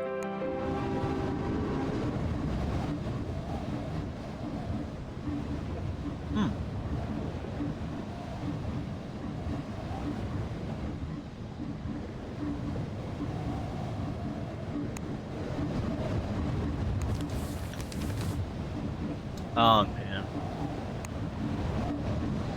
There we are. That's me right there. Look at me. Arg. That's not... I guess... I don't know anymore. Arg. I huffed, attempting to convince my mouth that I ate fried kippers and potatoes for breakfast. Everything smells of bananas. Mr. Fogg replied that he could not smell a thing, which I took to be his queerly English sense of humor at work. Still, if bananas were to be the worst of my troubles aboard this boat, then that would be no bad thing. It's literally just a banana boat. Ooh, right! We gain an extra day!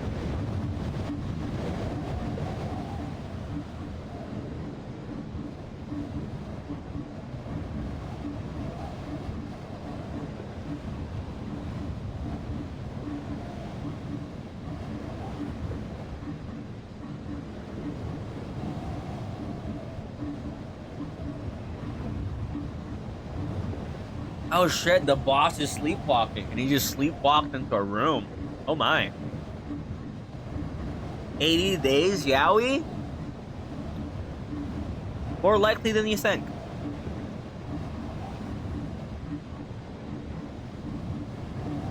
Would you like to stay for a while? I asked, sensing his agitation. I am awake after all.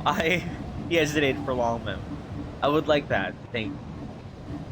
I mean, he stayed.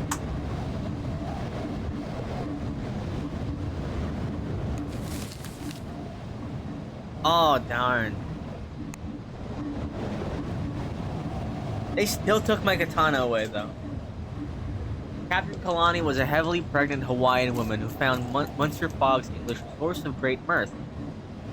Say something else, she demanded over breakfast. Please, Mr. Fogg. I distracted her with some idle talk, and the master cast me a grateful look. All a day's work for a valet of my unimpeachable caliber. I'm a good valet. I would do a good I would make a good valet, for real. I think so. Probably. Probably not.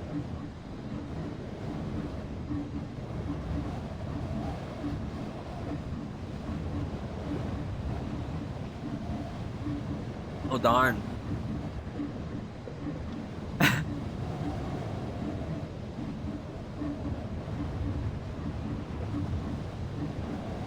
Okay, we're gonna be a thing here. A nurse. I forget the term. The midwife. Is that what it's called? I don't know. Okay.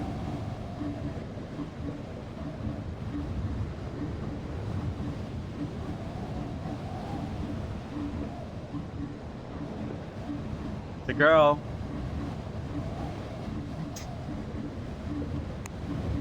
Look at that. Adventures of the Sea.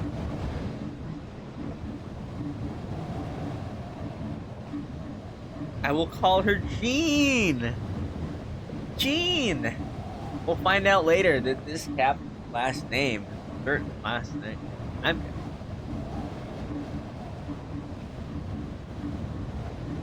It is midwife. Okay. I was overcome. She will wear it better than I have.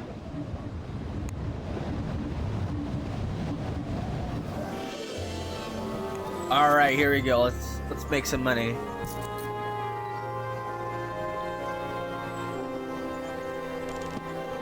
It was a girl, Passepartout. A girl. It was, Mr. Fogg. It was. Okay, now let's figure out where to go from here. Okay, we can go all the way. All right.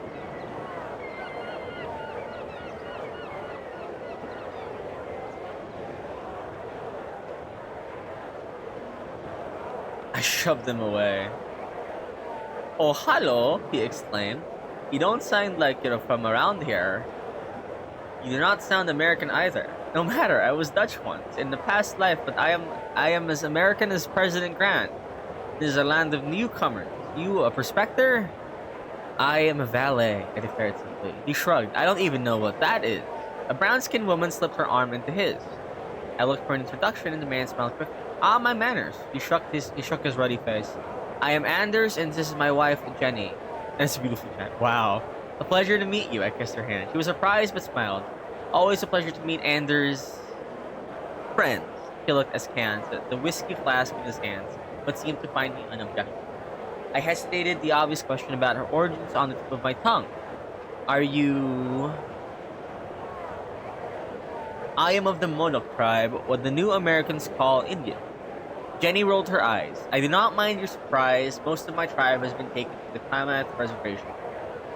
But you are not with them, I observed, feeling my faux pas as the words tumbled from my unthinking lips. Jenny sucked in a deep breath. I left my tribe, she whispered. Anders squeezed her hands. I fell in love. In this world, women leave their families for their husbands. I made a home of my choosing, more freedom than my tribe contained. Anders whispered something into Jenny's ears, and she laughed, though I feared I had opened an old wound with my crying question. I nodded and found my way back to Monsieur Fogg, who was sitting drinking tea with a disconsolate frown. It tastes like soap, he remarked, but would say no more. Let's get out of here. Alright, look at that. Make it. We were lucky to arrive in San Francisco just in time to catch a journey along the as-yet unfinished Transcontinental Express, which would take us as far as Burlington in 5 days, with only a handful of stops along the way. Mr. Fogg, unfortunately, was not feeling lucky, having eaten some rather speculative oysters in the afternoon when away from my watchful eyes. I was most solicitous and brought my master cool clothes and weak sugared tea till he pronounced that he felt much recovered. We're a good valet. Copper short. They really are running out of copper. I mean, I would expect in a very steampunk world, lots of copper. Lots of copper? Copper.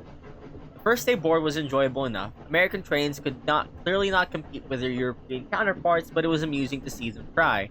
The posters proclaimed Pullman's Palace sleeping cars. But they were more like places to keep cattle. If reasonably well-to-do cattle. We sipped cool beer as we rattled through a long stretch of desert in the shadow of tall mountains. I attended to Mr. Fogg and his delicate stomach, which was not entirely better today.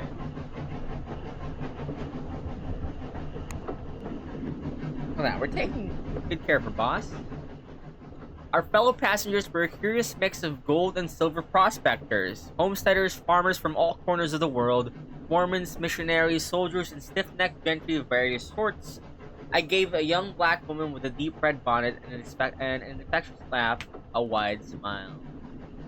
Her name was Diana. I'm meeting my husband in Cheyenne, she told me. He did construction work in New York, but New York isn't safe anymore. We have enough money to move now. How long have you been apart? Diana tilted her hand and tugged on her bonnet charmingly. Oh, 10 years, he said breezily. I've been working in rich white ladies' houses in San Francisco, and he's been constructing buildings in New York.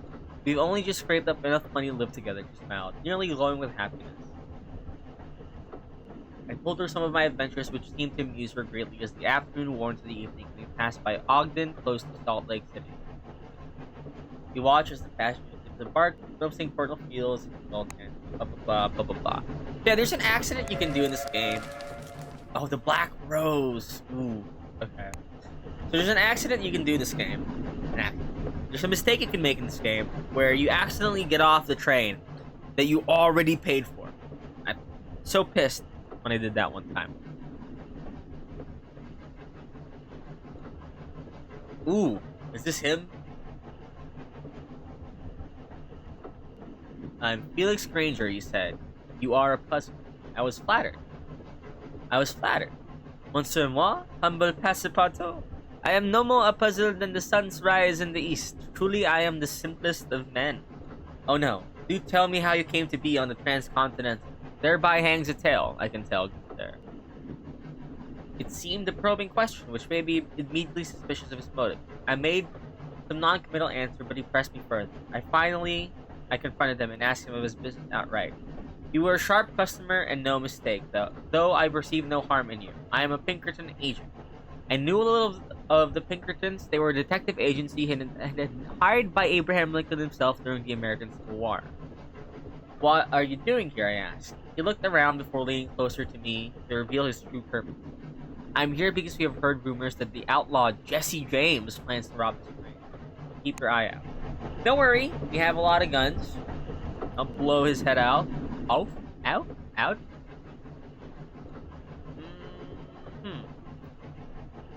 Oh my. Esther Hobart Morris, a justice of peace, and indeed the first one in America. She sniffed. Honestly, some women. What's wrong with being a wife and a mother, I asked. The Pinkerton agent boarded the train again before the last whistle blew, his face drawn and anxious. Day 60, Mr. Fogg murmured that night, and still some distance yet to travel. I believe, Mr. Fogg, I believe we will get there in time in London. We were held up by outlaws as the Pinkerton man had predicted. They dragged Tree Trunks over the line and forced the train to a halt before boarding, brandishing pistols and sabers. They went carriage to carriage, demanding valuables. Typically, the Pinkerton agent was nowhere to be seen. I looked at my master, who had a certain glint in his eye, and I did not doubt he wished to resist these outlaws' demands, being a man with the deepest respect for the law. The lead bandit fired his gun into the air. The name, he declared, is Jesse James. Now you give me everything you've got. The saber lifted to my throat. I raised my rifle, but the man simply twisted it from my grip.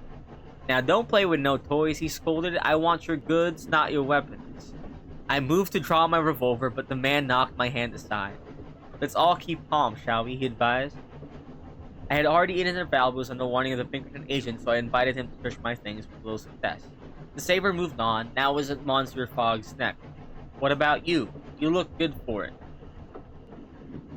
I dreaded what Monsieur Fogg's response would be. His gallantry would never acquiesce to such a man. I would trouble you to lower your sword, he said.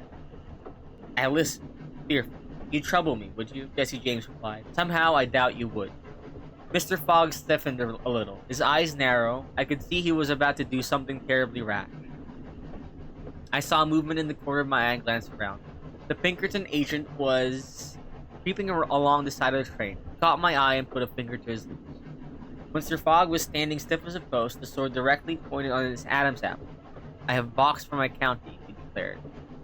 I covered my eyes. I could not watch. Just at that moment, a group of soldiers headed by the Pinkerton agent stormed aboard the carriage, pistols drawn. Jesse James lifted his sword and held up his hand. You will not take us hostage, I asked him, regretting my words but unable to speak. He shrugged. I've been caught before. I've gotten free before. They cuffed him. Felix paused to thank me for stalling him. I could only shrug modestly. Then the steam engine restarted and we were soon on our way, not much worse for wear. And a kind fellow passenger gave me a spare pair of shoes. And a few hours later, we reached Burlington. We disembarked, grateful to have arrived in one piece. Did I lose all my guns? Oh, I got mine. I still got my Smith & Wesson.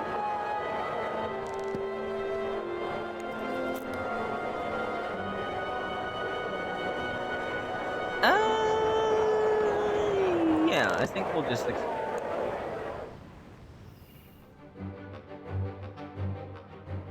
It's terrible. Why would I go there?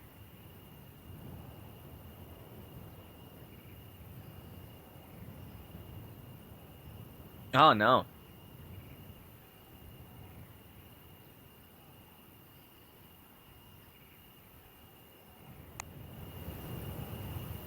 Okay. We'll see if we can get more routes by sleeping. Oh, darn. Is there really no other way? Like, can I not go here to New York?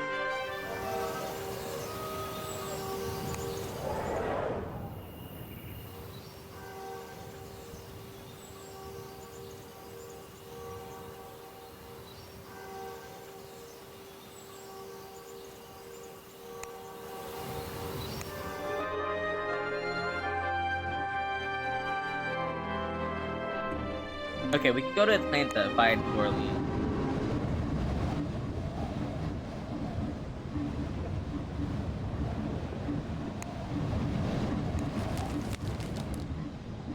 Damn. Oh, he's gone. He's escaped once again. The common rooms and lounges of the Dark Queen were full of gamblers enticing passengers into games of dice or cards. A shameful business.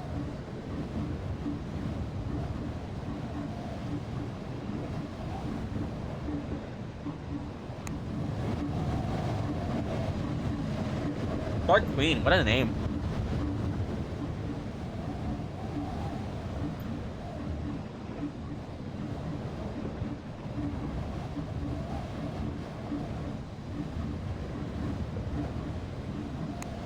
Let's go.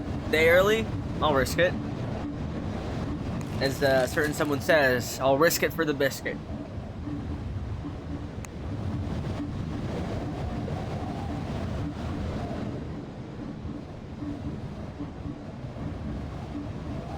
Okay, that's enough Oreos for me tonight. I'll drink the rest of my milk. Captain Latour ordered the Calliope. Calliope Mori of Hololive EN Wave 1 play a tune as he mustered the crew and gave them the order to push the engines to their maximum limit. The coal shovelers scowled at the extra work involved, but the captain ignored them magnanimously. Dark Queen's crew seemed confident enough, but as the boilers whistled and screamed, the ship began to make ominous, keening noises. I offered to help shovel coal and stripped off to my shirt.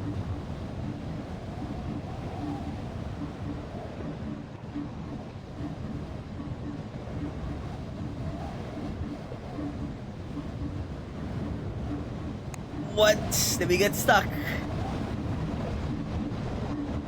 Oh, we did. Okay. Copenhagen. Oh my. None of the sailors died yesterday, though some no doubt wish they had. A much chastened Captain Latour moored the ship and organized boats to take them to Doctor's shore. Mr. Fogg and I were unharmed, at least physically, but there is no music or laughter in the Dark Queen's deck, and I do not think there will be any for a long time. So dark. Come on, click on it. Here we go. I think we lost a good fucking day or two here.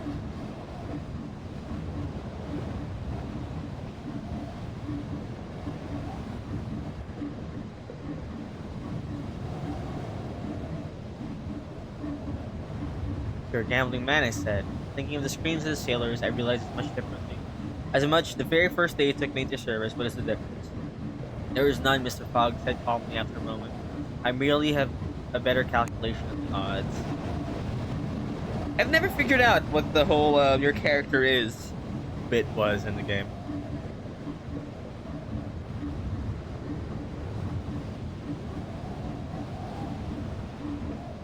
But I made sure to.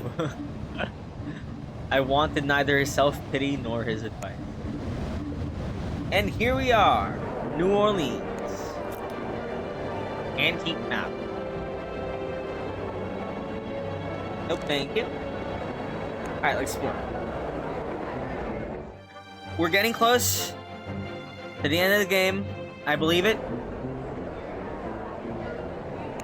And we're going to New York. We have the money. Parts tomorrow. Okay. I think we can make it just before 80 days. Holy Mother of Heaven. Death pulled off his mask to reveal handsome, off-aulate features and dark green eyes, and then extended a skeletal hand. A fine costume, I remarked. Merci, mon cher. I am Death at our neighborhood Mardi Gras, and I am practicing my role. He took my proffered hand and brought the back of it to his lips for a gallant kiss. He flicked me a rather unmistakable look under his dark lashes. I returned his look with one of my own, and he let my fingers slip slowly through his. You must call me Octave, mon cher. I am Passepartout. I dip my head slightly, an appellation as well as a burden. Then I will choose another for you, he decided, with a slanted grin, a special name for you and me. Tonight, Laurent, for you look a bit like a Laurent.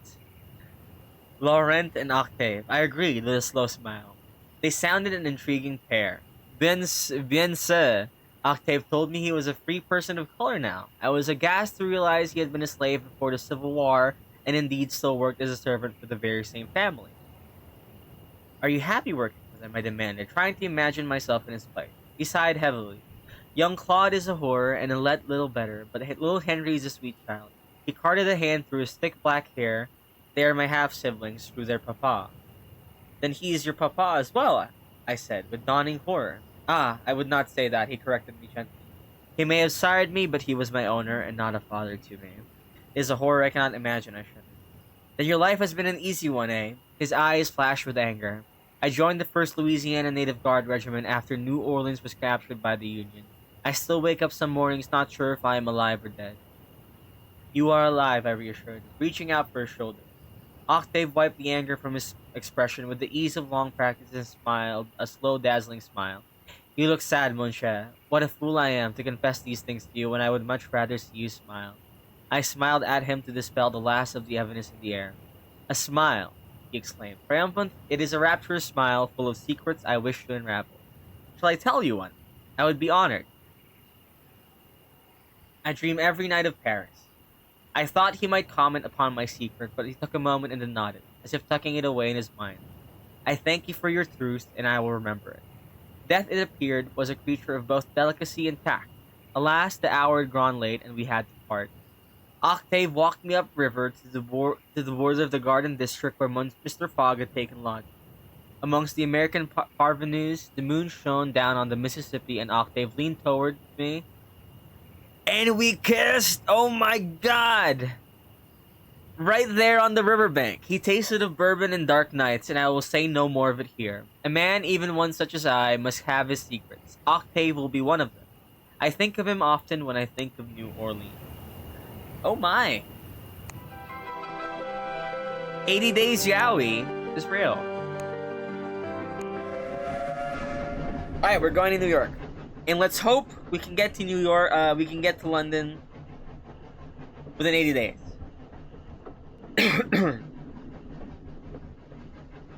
What could be better for getting us to the edge of the Atlantic? Despite still being half the world away, we still had every chance. Yes, we do, and yes, we can.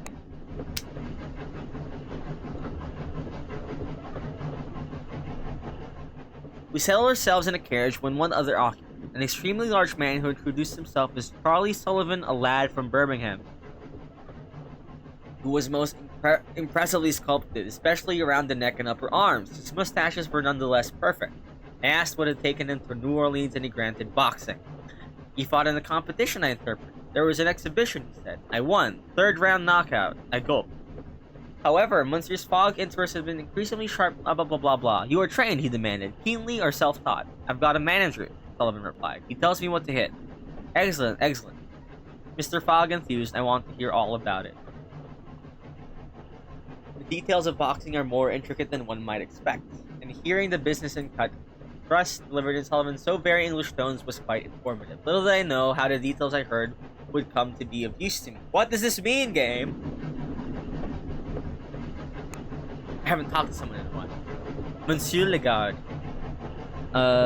New York. New York to... Why else do I need to go somewhere else?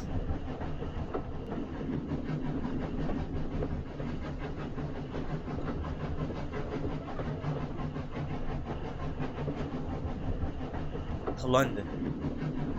Bye. Oh, we can go off Washington to Ponte Delgado to London. Okay. Okay. Let's see if it asks us to get off here. Is that so? So you're a boxer, Monsieur. I saw the shutters of his conversation begin to come down. I went to school, yes. You mean you boxed as a child? You should fight him, he said. I laughed at my master's joke, but Monsieur Fogg, as ever, was not joking, and he looked up at me with some surprise. Forgive me, it sounded as though you said I should fight Monsieur Sullivan. This boss of mine is gonna get me killed one day. I rolled back my sleeves. I am sure you can, Monsieur, and I am a quick learner. Piss for two. Sullivan, I declared, as I removed my own shirt and tried to listen as my master provided some pointers. And then the fight began. Sullivan was a tough opponent, and if he chose to swing hard, he would brain me unless I defended myself. But he would not be able to slug on every swing. I would have to pick my moments to attack. To begin with, I kept my guard up, matching Fogg's demonstration from across the car. Just as Sullivan punched hard, the blow landed against my defense. I shook it off as best as I could. And they murmured with excitement. Strength and stamina are different. Monsieur Fogg called to me from the side. Your strength will come back if you swing lightly, but your stamina once gone will leave you out cold. I nodded to show that I had heard. I saw Sullivan's shoulders move back. He's making the block, Fogg murmured, so don't swing too hard.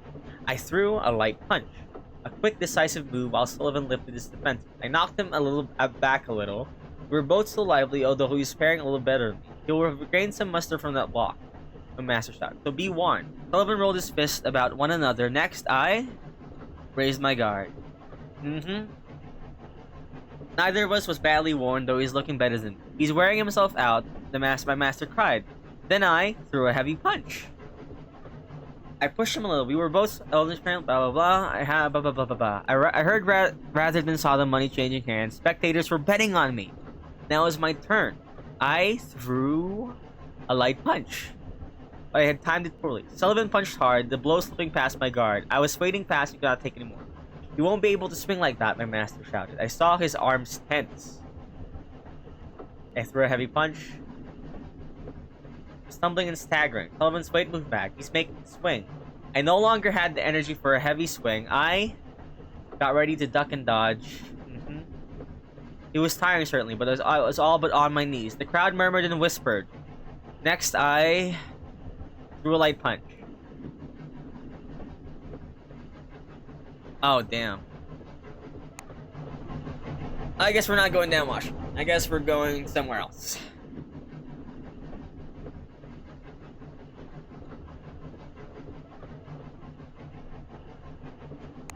Oh boy.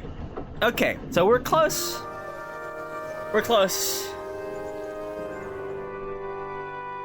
I don't need to know how to go from Winnipeg to New York. Goddamn, anywhere else. Oh, we can go straight to London. Okay. I trusted to my unstealable wallet. I seized the thief's hand. Oh my god.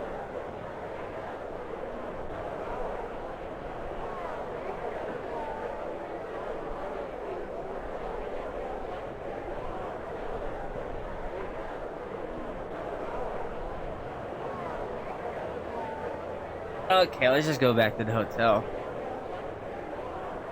20 pounds? It's fine.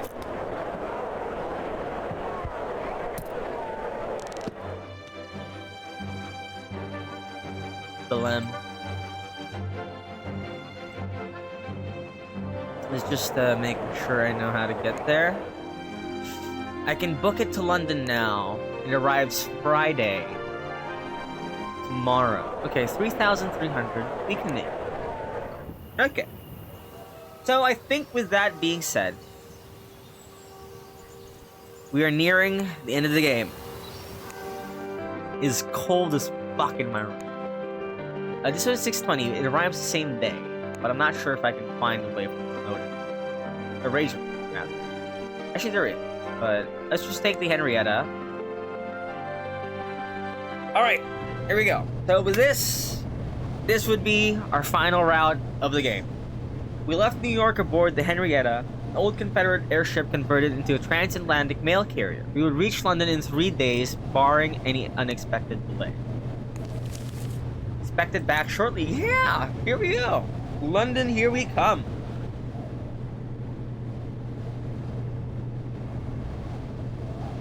We are at the mercy of luck here. The ocean tore along beneath us. I enjoyed talking to no one. There was nothing I needed to know. No one to charm, flatter, and beguile into giving us aid. There's only the wind and the time, and we could go control neither. Passepartout, my master plan. Make us go faster. I wanted to, well, faster you say, it can be done, but it will destroy the engine. We will pay you to do it. How much? 5,000 pounds? I tried to haggle. Okay, well, that's too bad. 73, you know, like, however many days left this will hit. I'd say it's fine.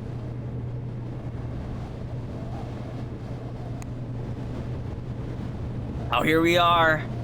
We're coming up.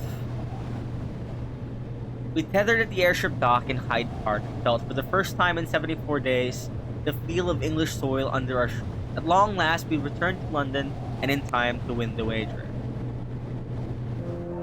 And there you go. Ladies and gentlemen, that is 80 days around the world. Well, 74 days. But we got here in 80 days. Or less than 80 days. Hell yeah! Yeah! Okay, let's read the last bit here. I seized my master by the collar and threw him into one of the steam carriages idling on the banks of the Serpentine in Hyde Park. To the Reform Club, I shouted, retrieving a blade from our luggage. Okay, before ejecting the driver from his seat and taking the wheel myself. Let's go. I threw a lever and opened the throttle. The driver's curses were drowned by the shrieking whistles of the boilers. There is no need for such unseemly haste, Passepartout, my master noted, but I was a man possessed. The streets of London seemed comforting and familiar. As they flashed past my well-traveled eyes, the carriages were mostly horse-drawn and gas lamps rather than electrically lit our way as we raced down Pall Mall. The carriage barely shuddered to a steam-hissing stop before I dragged my master from his seat and up the steps of the imposing doors of the Reform Club. I released him only when we reached the great saloon where, My master's 5 antagonists stood from their chairs, gaping in an attitude of great shock. Monsieur Fogg only straightened a little and said in his calm voice, "Gentlemen, here I am." The room erupted in cheers. Where had the crowd come from? Had they followed us from inside the street? Followed us inside from the street? I had scarcely noted them. I realized, as though a spell had been broken, that we had succeeded. My master had won £20,000. With the 4,000 we began with and our remaining funds, it was in fact a profit of over £20,000, a superb outcome. My heart began to beat again, and I saw for the first time the crowds who forced their way into the club to witness the momentous occasion. A journalist in a dark blue bonnet caught my eye. "And you must be the loyal valet Passepartout," she said. "Ah, madame, you have a sharp eye, for indeed I am." I bowed with a flourish. All of London has been feverishly following Phileas Fogg's progress in the paper. She swept her gaze over me and scribbled furiously in her notebook. "Your master will be tomorrow's headline, or I'll eat my hat." "It is a fine hat," I agreed. She laughed. "Then I will be glad not to have to eat it." One of the club's butlers was just taking from our case the cursed dagger, to go above the mantelpiece, I think, he murmured. "A most fine souvenir of your adventures, Monsieur Fogg, sir." It looked quite fine there, and I smiled with pride. I pushed my way through to Monsieur Fogg, who had nearly been swallowed by congratulatory crowds. "You have won the bet, monsieur," I told him, and seized my master by hand and shook it. Not as though we were two equals and not merely a master and a servant. Monsieur Fogg pressed my hand warmly and did not remark even once upon the impropriety of my gesture. Gesture. Indeed, though his cool gaze did not so much as waver or soften, I believe he welcomed the chance to shake my hand. "I thank you for your service as well as my valet, Passepartout," Mr. Fogg said coolly. "Though you did not perform your duties with particular skill, you were not particularly incompetent either. Steady mediocrity is a quality I admire in a servant." With Monsieur Fogg, one had to take one's compliments as they came. "Mr. Fogg! Mr. Fogg!" the blue-bonneted journalist cried, interrupting our conversation. "What next for the great adventurer Phileas Fogg and his loyal valet Passepartout?" I returned the glance. I have always wondered what is at the center of the earth. I looked around the faces of the assembled crowd and quirked an eyebrow. Anyone care to make a wager? Mr. Fogg refrained from rolling his eyes. "I believe," he said with a great deliberation, "that tonight I will have supper and go to bed. Come, Passepartout, it grows late." "Yes, Mr. Fogg," I said, and followed. Your journey round the world is complete. Celebrated Englishman Phileas Fogg wins round-the-world wager. Journey completed in 74 days despite valet losing boxing match against world champion, a cursed Baghdadi dagger, and exploding Mississippi paddle steamer. And there we go. That is our route around the world. We finished with £20,000. We're millionaires. Look at that. We spent £15,000. Flamboyant. Balleting. Sound. Relations with Fogg. Comfortable. Then we visit 25 of 169 cities available. Yes, I did. I'm so happy. Appropriate, right? Very appropriate. And there you go. That's 80 Days Around the World. It's a game that I'll most definitely still play in the future in my own time. You know, not having to read things out loud. Because this game, like, there's so much more cities. You saw there's like 169 cities. Flamboyant, comfortable, and polished. Scarlet Disco, ladies and gentlemen. Thank you, Ronan. You encapsulated me as a valet perfectly. What a route. That's a crazy route. Yeah. So thank you all for sticking along and watching. So yeah, basically that's it. You just start over here again and play again, basically. So what I'll do now is I'll toss you on over to someone who I believe is having a very special day. You may know them. You may already be in their chats. You may already be in their streams, but we'll go ahead and rate them. I think if it allows me. It should allow me. But so thank you all, everyone, for watching. Like and subscribe. No, I'm kidding. Oh man, it's so cold. I am so tired. I'm ready to go to sleep. I hope you all have a good evening or day. So yeah, we'll go ahead and raid Asim Immortus. They're very cool. They're a sibling of a certain streamer that I want. So they're cool. I've watched like one stream, but yeah, they're very cool. Okay, so bye-bye. I will eat very well.